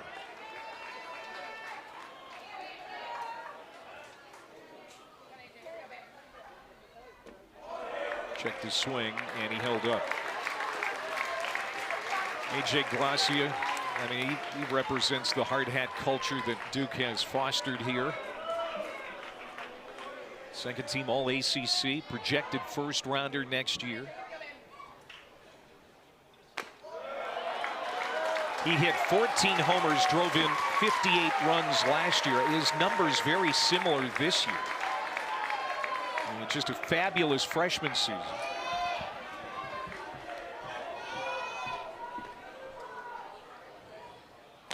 And I think that this walk here has Dan Skirka on edge, because here comes Duke again. Tying run coming to the plate.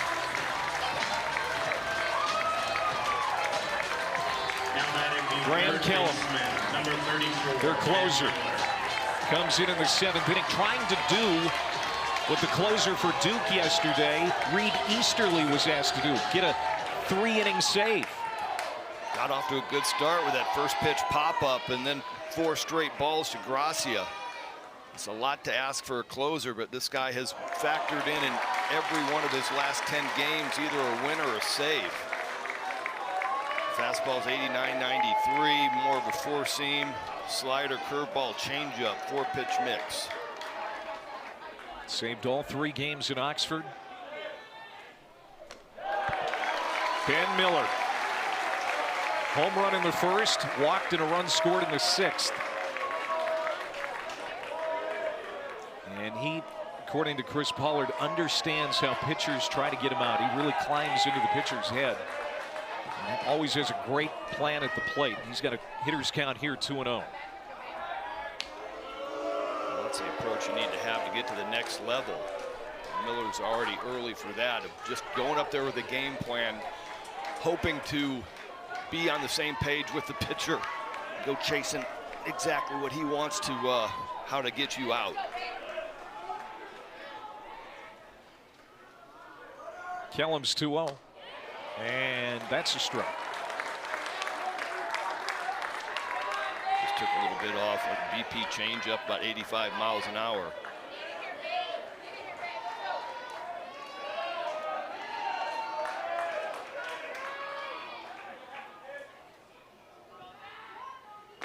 Breaking ball, caught the inside corner. You see Ben Miller didn't agree with Greg Harmon, the home plate umpire, but it's now even at 2. Here's another look. Oh, I don't know. That was close. Nice job behind the plate by Veer, freeing that up. 2-2 pitch, swung out and missed. Huge strikeout for Graham Kellum. And there are 2 down. Kellum just showed him the whole mix. Couple of fastballs early miss. 2-0 changeup, gets back into the count. Breaking ball, he lands on the inside corner. And then let's feature a slider to get him for the punch out. Murray State trying to protect the lead that they have enjoyed since the bottom of the 2nd inning. Duke with a big 6th inning. 2 outs now with a man on. And hit well by Jake Hyde, but this is going to be the 3rd out. Hogard there. And Gracia is stranded at first. Stretch time in Durham. Of the 7th, leading by 2. Nico Bermeo to lead it off, followed by Cunningham and Hogard. 8-9 and 1. Murray State's got to try to find a way to add, get a couple of runs, help your defense and your closer out. Edward Hart came on last inning for Duke. And even though he walked a hitter, struck out 2 and got out of the inning without any damage. Nico Bermeo looking for his first hit of the Super Regional. 0 for 3 yesterday, 0 for 3 today. That's down and in, 1-2. Murray State has had a good track record when leading late. 31-1 when leading after 6 innings. A lone loss to Evansville in March. They've got their closer on. And Kellum looked good last inning. Graham Kellum being asked to, get a 3-inning save. That last inning, he did walk 1, but he looked pretty sharp. The other hitters. Yeah, he got a couple of first pitch outs. And when you're trying to get 9 outs and be efficient with your pitches, he's been very good this year. 75% first pitch strike rate with that fastball, and Duke is trying to jump it and giving him quick early outs.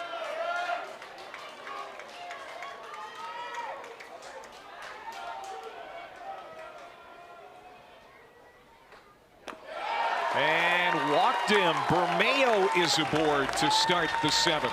1-1. Cunningham, a couple of strikeouts today, but a single and a run scored in that 5-run 4th. Murray State hasn't scored since. Bullpen has been sharp. Might see Cunningham try again to get this bunt down. He's got 3 of the Murray State 7 sacrifice bunts. Wasn't attempting there. It's outside, 2-1. Here's your Bermeo at first. Murray State would love some insurance. 2-2. Romeo not a big threat to run 1 of 2 in stolen bases.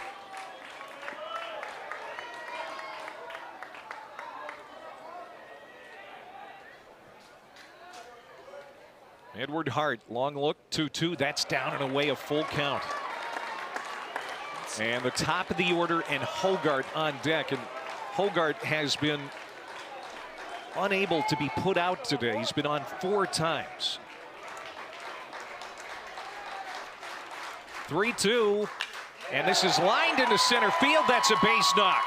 Cunningham, his second hit. Bermeo stops at second base. And that'll turn the lineup over.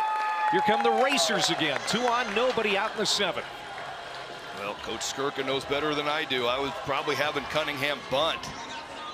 But he gets a 3-2 fastball, gets a predictable pitch and a predictable count. Fastball middle of the plate, and he takes it right back up the box. Freeze on the line drive. So here's Hogart. But I don't know that he is going to face Edward Hart. Here comes Brady Kirkpatrick, the pitching coach again. The 1 through 3 hitters for Murray State have been fantastic. They've reached in 9 of 12 plate appearances. And now that Murray is back to the top of the order, Duke may decide to make a pitching change. Got a couple of probably the slowest walks out to the mound, trying to give their next guy a chance to get hot. Yeah. Indy's been going for a little while, so should be good to go. Yep, here he comes. Second appearance of the Super Regional for Mark Hindy. And what would you expect? Another left-hander, of course. Got just 1 out. Gave up a couple of runs, couple of walks. Had not allowed a run in his prior 9 appearances before yesterday, but he's been used a ton out of the Duke bullpen this year, and he is the 4th left-hander to throw today. Had shoulder issues late last summer, came in, was limited in early January, February. His numbers weren't very good.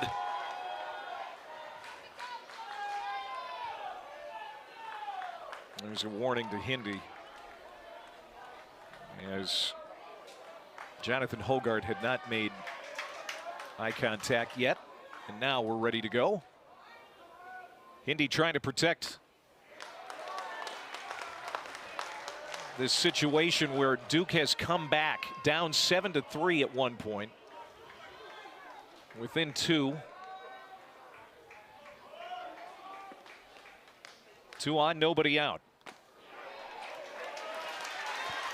Nico Bermeo at second base. Connor Cunningham is at first base for the Racers with nobody out.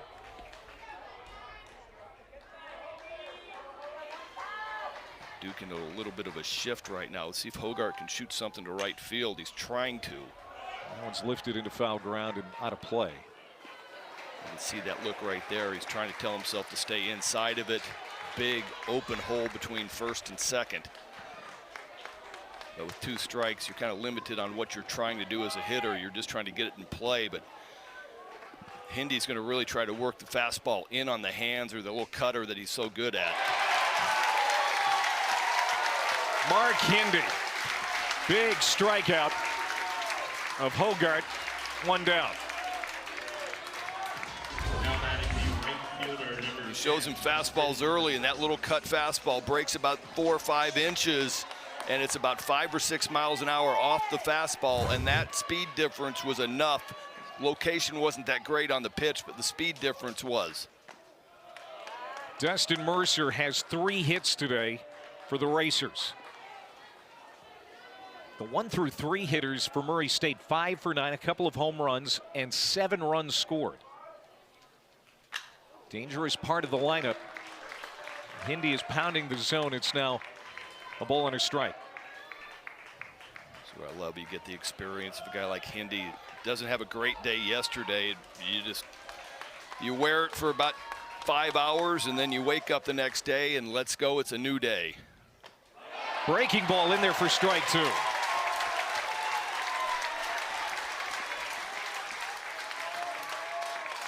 It's imperative Duke keeps this a 2-run deficit. Ground ball, going to be tough for 2, and they won't get any. Jake Berger, that's his second error of the day. And now the bases are loaded. This is going to be a really tough play. He's got to avoid the base runner, or the base runner actually has to avoid him. So Cunningham does a nice job of getting close, but not getting into the play of it. But just a little bit of distraction. Berger tries to round it and try to make a quick play and just could not glove it. They're actually going to say base hit for Dustin Mercer. That's his 4th hit today. Bases loaded, 1 out. And here's Garner, who had a 2-run homer in the second inning. That play had a chance to be a big second out and strand those runners at second and third.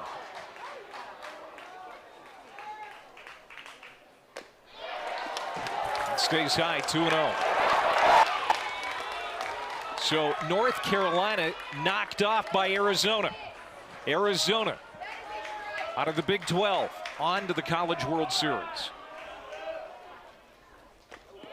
Down and in.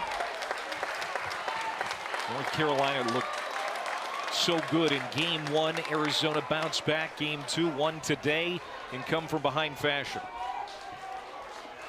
Just down the road in Chapel Hill. Look at Murray State today, 6 for 14 with runners in scoring position. And there's a strike on the inside corner on that 3-0 fastball. Mark Hindy trying to protect this situation. Duke is only down 2, but the bases are loaded with 1 out. And now full count. You get your back against the wall, you got to dance with the date that brung you, and Hindy's got fastball and or a cutter. Pounding that fastball in on Garner, right where you need to be these big power hitters. You need to work in. Outside, walked him. A run comes in. And it's now 11-8.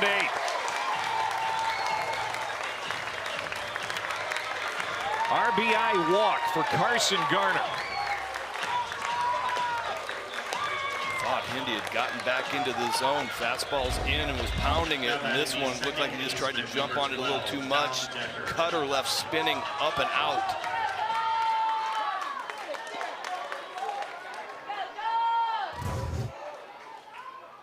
And now he has to pitch to Dom Decker, who has been a very tough out in this Super Regional. 4 for 5 yesterday, couple of runs batted in.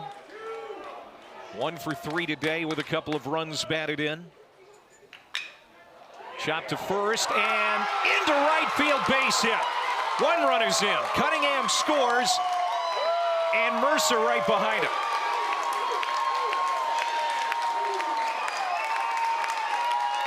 Garner stops at second. It's a 2-run base hit for Dom Decker. He continues to deliver, and it's now 13-8.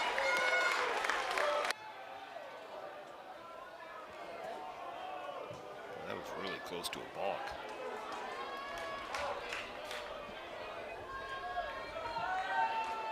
Miss Stoney, the transfer from Cal State Fullerton, had 9 hits in the Oxford Regional. Swung out and missed. Miss Stoney, an RBI single in the first inning. Drove in a run yesterday, also had a base hit. See what he has done with runners in scoring position this year. Very respectable, 354. That's almost into center field. Berger. And to climb the ladder to keep that from going into center.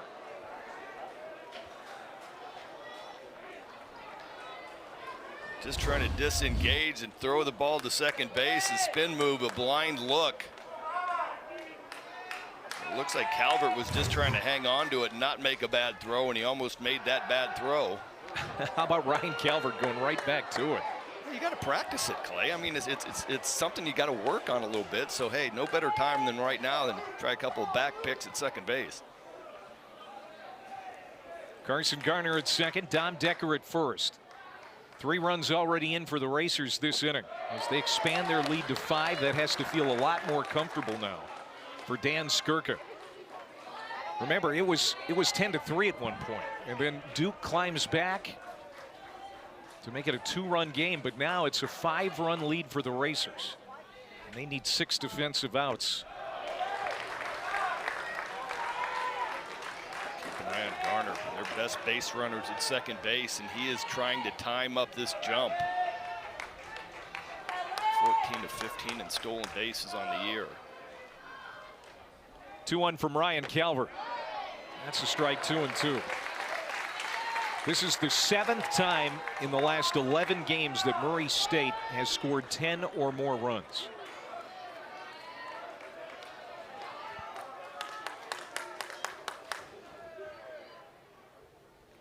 That's in the turf. Knocked down Winslow. Pounces quickly. Yeah, we've seen him do that a ton. This pitch was in the left-handed batter's box. Spiked curveball, I call it a smother hook.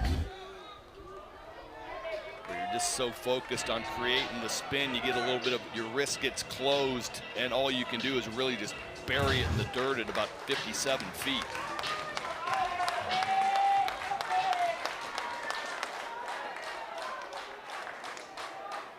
Two on, 1 out, the 3-2. Sprayed. Picked up by the first baseman. They're only going to get 1. Jake Hyde on the backhand. Gets the force at second base. Over to third goes Garner. So runners at the corners and 2 outs now for Murray State here in the 7th inning. Nice job by Mastoni, defensively hitting on the 2 strikes. And again, the left-handed hitting Will Veerling, the catcher. He's had a nice day. A couple of hits. He's driven in 2. He's also walked. 50 runs batted in now for Veerling. Former Louisville Cardinal.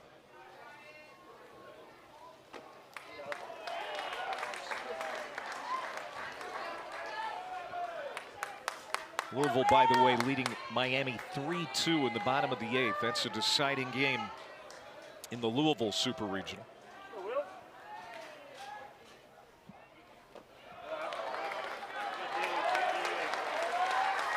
And taking a base, Luke Mastoni. Aggressive there, smart base running. Now base hit with plate 2. Yep, nice read. Ball in the dirt, takes off. He knows that once the ball gets in the dirt, there's no way they're going to make a throw down to second base. And another one in the dirt. Go, Will. Ryan Calvert, 3rd arm this inning. First right-hander this inning. Trying to get that 3rd out. Line drive over the glove of Hyde into right field. Garner scores. Mastoni scores. 2-run double, Will Veerling.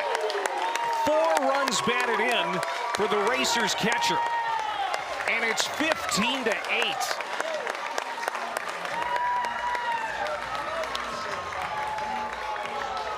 Almost identical to what he did in the 4th inning. Double, this changeup is left elevated. He spins it down the right field line. Big 2-run double just over the outstretched glove of Jake Hyde. Instead, he's going, keep sending them, keep sending them. And now Dan Tonkin, the 9th man to hit for the Racers in the inning. This is the 2nd, make it 3rd inning, pardon me. 3rd inning today where Murray State has sent 9 to the plate. Hit well. Carrying. Goodbye home run. Dan Tonkin.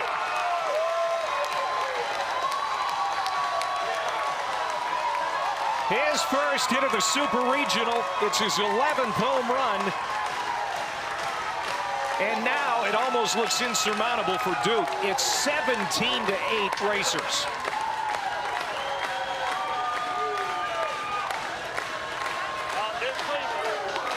106 off the bat. cut fastball that does not get in, left spinning inside part of the plate. And that's the end of the day for Calvert. Might be the end of the day for Duke.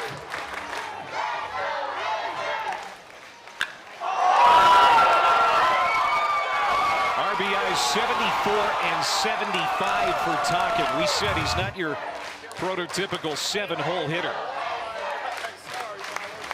And Duke fans obviously disappointed. They thought that tonight was the night that a ticket to Omaha gets punched.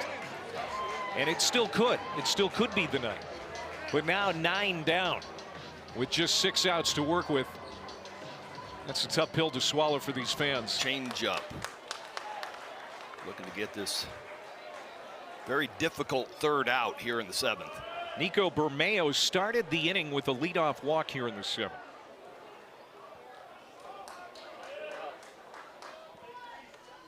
Well, now he gets hit. And Bermeo doesn't even look down Higgins' way. This is the 15th appearance for Higgins.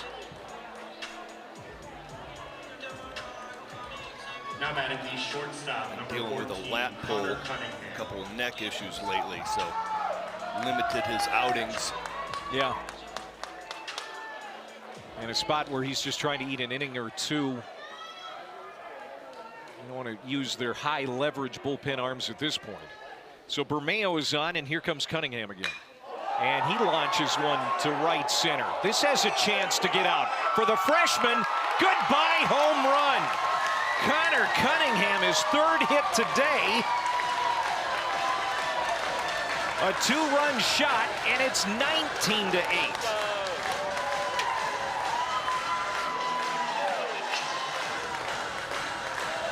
This is a lot of what Murray State did in the Oxford Regional. They had 15 hits on first pitches. 7 of them were extra base hits. This is the 2nd home run today on the first pitch fastball. These guys are hunting 4-seam fastballs, looking early in the count to do damage. And the freshman with his 7th home run on a fastball left up and out over, and he took it up and out over. 4th home run today for the Racers. And that is a new NCAA tournament record. 19 runs scored for Murray State. Program high. And here's Hogard, who hit the 1st home run today for the Racers way back in the 1st inning. We talked about it. It was a important home run, as it was an extra base hit for the first time in the Super Regional, and they were down 2-0 at the time. And it really sent a message. It really did, yeah. He announced that Murray State was not going to go quietly into the night.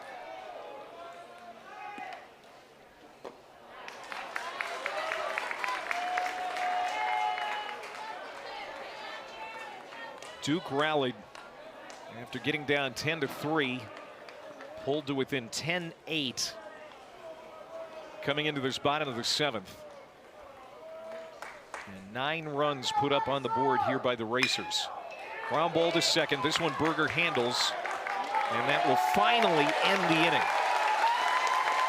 12 hitters come to the rounds to the plate, and he is saying Duke is not done. Leadoff homer in the 8th for Ben Rounds.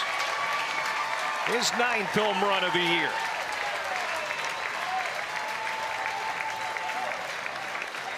And now it's 19-9.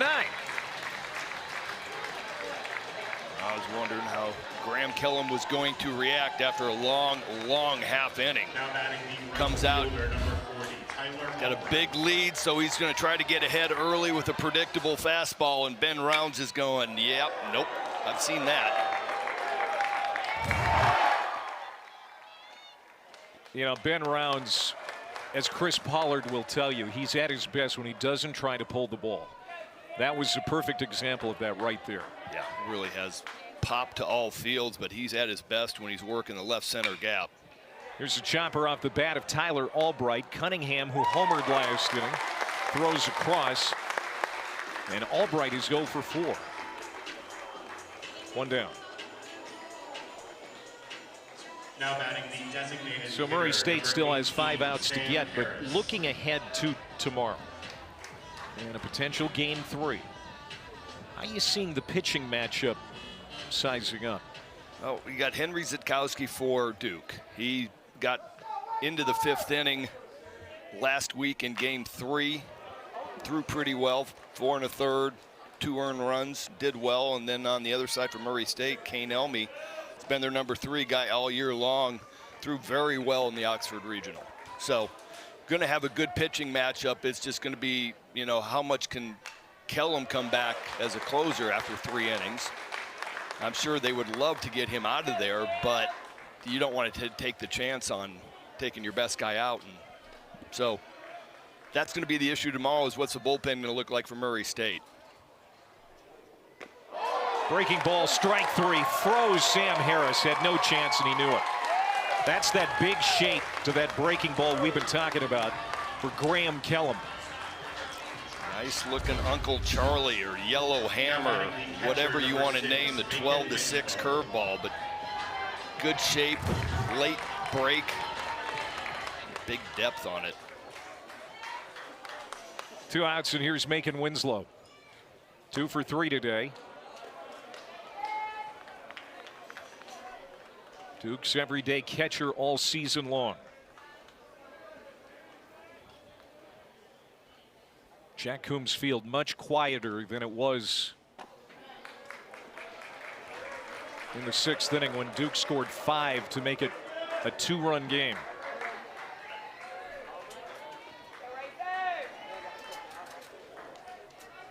A 9-run inning will take the starch out of it.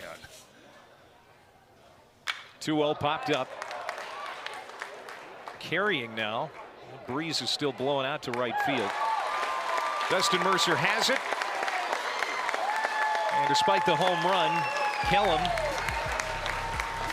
makes it pretty uninteresting in the 8th. It's a 10-run lead for Murray State.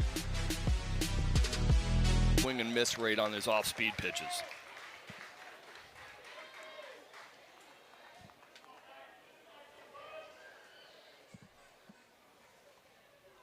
8th pitcher today for Duke. 5 have been left-handed.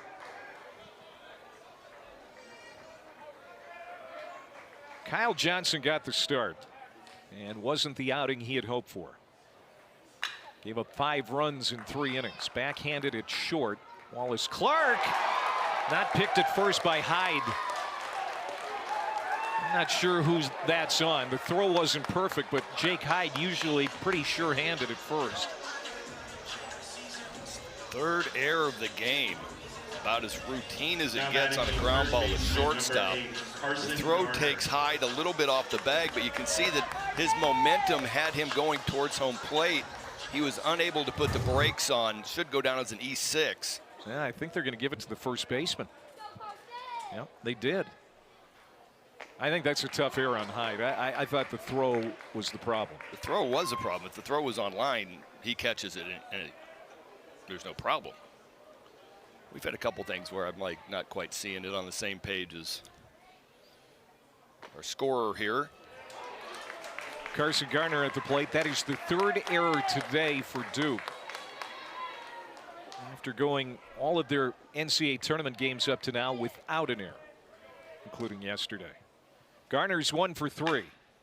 Chops it to the right side. Nobody's there because of the shift. And safe.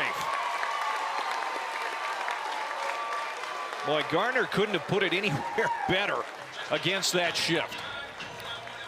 Absolutely perfect, and that was what he was trying to do. And Stammel was trying to work him inside with a fastball, which so he would hit it into the shift. You can see the inside-out swing. Stammel can't get off the mound fast enough. Too long of a run for Berger.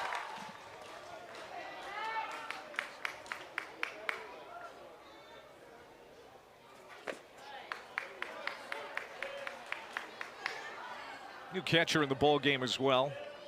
Andrew Yu has come in, the senior from Nashville, one of the captains for the Blue Devils.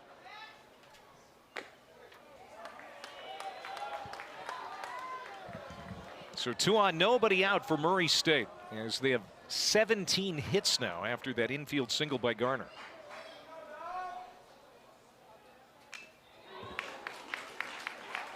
This is Oxford all over again for the Racers. This is what they did all weekend last weekend. Just big offensive numbers. Yesterday was an anomaly. I feel like it was, but I mean, they still ended up getting 9 hits, you know, which is a pretty decent day for most teams. They just couldn't string them together, and they didn't get any walks. Berger flips to second for 1, to first, double, no, safe. Boy, that was close. Murray State able to stay out of the double play as Decker hustled down to first. I love the effort. 19-9. Decker is not going to let this be a double play.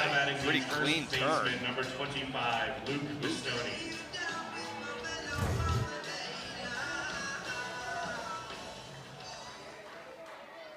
So now runners at the corners. And this is Luke Mistoni. He'll sky this one to short center field. Coming in is A.J. Gracia, makes the catch, tagging, but then putting on the brakes is Mercer. Anthony Ortega, the third base coach, saying, no, let's stay right there. So there are 2 down. Now batting the catcher, number 17, Will Fearley. Nice job by Stanley. Settled in. Feel like he could have had the first 2 guys out easily. Having runners on first and second, gets a double play ball, doesn't quite get that. Gets a pop-up into shallow center field. Still has not given up a run, and anything happens now is going to be unearned. 6th plate appearance for the catcher, Will Veerling, in the 6 hole. And he's had a nice day. 3 hits, a couple of doubles. He has driven in 4. Well, for the first time since 2019, the Louisville Cardinals are going to Omaha. Congratulations to Dan McDonnell. And the Cardinals out of the ACC. Good baseball team getting healthy and hot at the right time. Line drive right into the glove of Jake Hyde. He'll make the catch. And so his error goes unnoticed in the box score at the end of the game.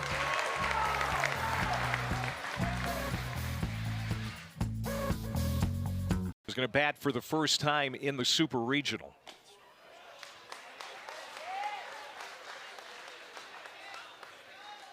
Noah Murray played third in the regional final because of Ben Miller's injury. You might remember that. His brother Ethan was at Duke for Chris Pollard, now in the Brewers organization. Nice bat to have coming off the bench. And I appreciate Coach Pollard getting these guys, him and Andrew Yu, behind the plate, getting them a little bit of work. They've been here all year long and put in the work, giving them a bat in this Super Regional. Now, another thing to keep an eye on here, Greg, is Graham Kellum. He's the closer for the Racers. Pitch count is, 23. That's pretty light at this point. You got to be thinking that if he can keep this to a pretty quick 9th inning, we could see him again tomorrow. Yeah, and I mean, it's kind of one of those where it's like a 10-run lead. Maybe take him out, not let him start the 9th inning, but me as a former closer, like, okay, I'm out here and I did the work in the main part of the game. Give me the save. Right. But looking ahead to tomorrow, if this pitch count gets a little bit more involved, those guys are probably coming in. It's a pop. It's going to drift out of play. 2-2 here to Murray.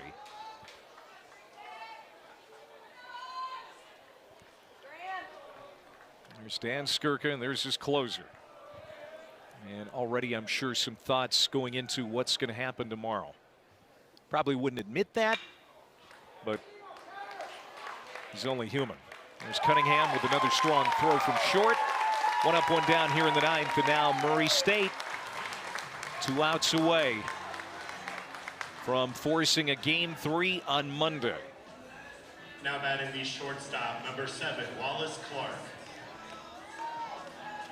Back to the top of the order here in Wallace Clark. Clark hit a home run in the 3rd inning.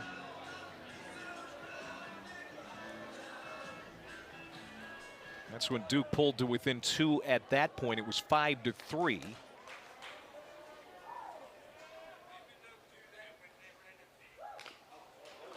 Ooh, that came off the catcher, Will Veerling. Shaken up a bit. And the umpire's going to give him some time to catch his breath. You know, we mentioned this earlier. You pointed this out that Murray State was physically exhausted yesterday after a long game, a game where they were playing catch-up all game. Obviously, they got some great rest at the hotel. You know, we heard that Kyle Johnson for Duke had an IV after the game. You got to wonder if some of these guys didn't get the necessary fluids, the proper rest, because today they came back with a vengeance. Yeah, they really did. Dan Skirka was kind of regretting his physical workout that they had on Friday. And he said that. He goes, if I had to do it over again, I think it would have taken it a lot easier on him on Friday. Not knowing what to expect with the humidity, the heat on this AstroTurf. And he said most of our guys were just out at 8 p.m. Out, not on the town. Out in bed. Out on the town. They were out, lights out. They were dead asleep. And the umpire making the adjustments there. 0-2 to Wallace Clark.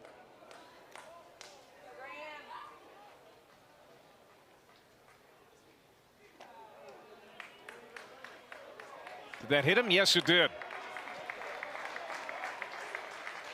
So Clark is aboard with 1 out.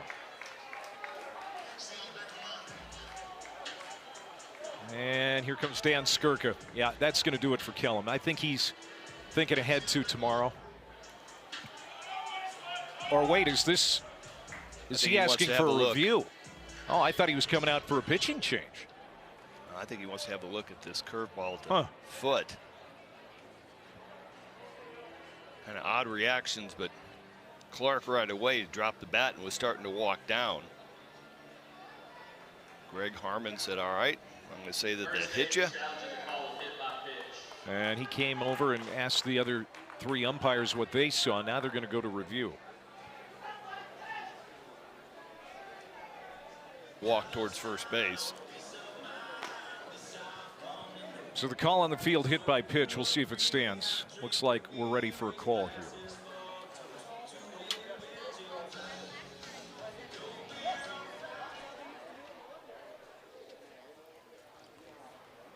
The call of hit by pitch stands. Murray State is out of challenges.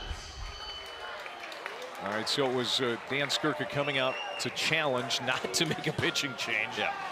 The initial body language looked like that was a pitching change. Now we're going to get a pinch runner for Duke, as Andrew Bell is going to come out and run for Clark.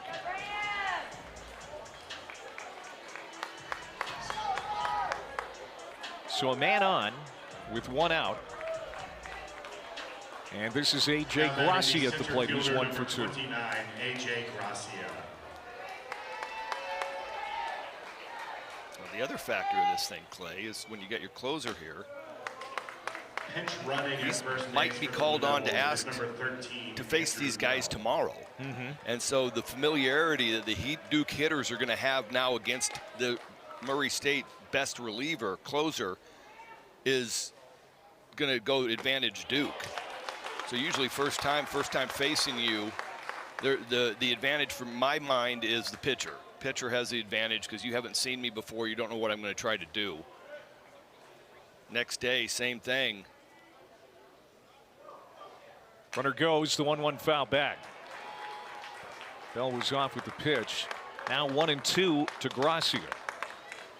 Gracia has had a pretty good day in his first game of the Super Regional. Remember, he was suspended yesterday for game 1 because of the celebration in the regional. And home run prop out on the field, which is a no-no. Breaking ball, the 1-2 out of play. And he has made an impact in this game, no doubt about it. That home run in the first got Duke on the board. Scored in the 6th, part of that 5-run inning.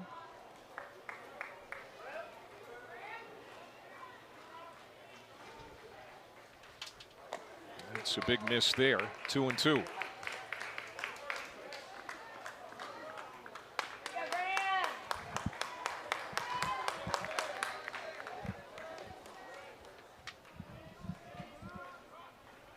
Duke down to its last 2 outs.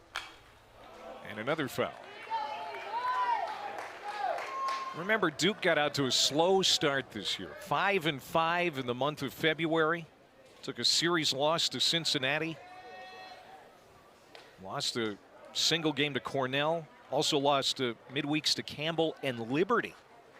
They were 5-5 in February. Got swept at Stanford in mid-March. But then shortly after that, something clicked. They got it going. I mean, they had some down moments in the first 5-6 weeks of the season. But Chris Pollard's bunch, after all, you know, they're a blue-collar group. They've shown some grit and determination. They're going to have to do that again here after this one's over. Well, they really feel like they got exposed by Cincinnati in the run game, so they're like, all right, we need to fix this. And then very analytical group on the coaching staff and on the team got together, started putting some things together, really worked on controlling the running game. That part clicked, and then a bigger piece is moving Prooks into the rotation from the bullpen, so you get your best arm now on Friday night.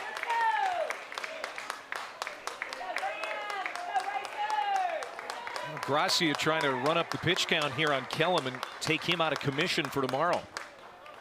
Pitch count approaching 40 now. 3-2. And another foul ball. Gracia has spoiled a lot of good pitches, good swings. A lot of showed up huge in a couple of big innings today.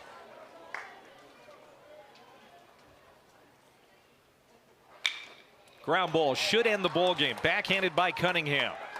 And Murray State, impressive. 19 runs to force game 3. Kellum with a 3-inning save, his 8th of the year. Silva gets the victory. And the Murray State Racers add to their program record of victories here in 2025. Win number 43.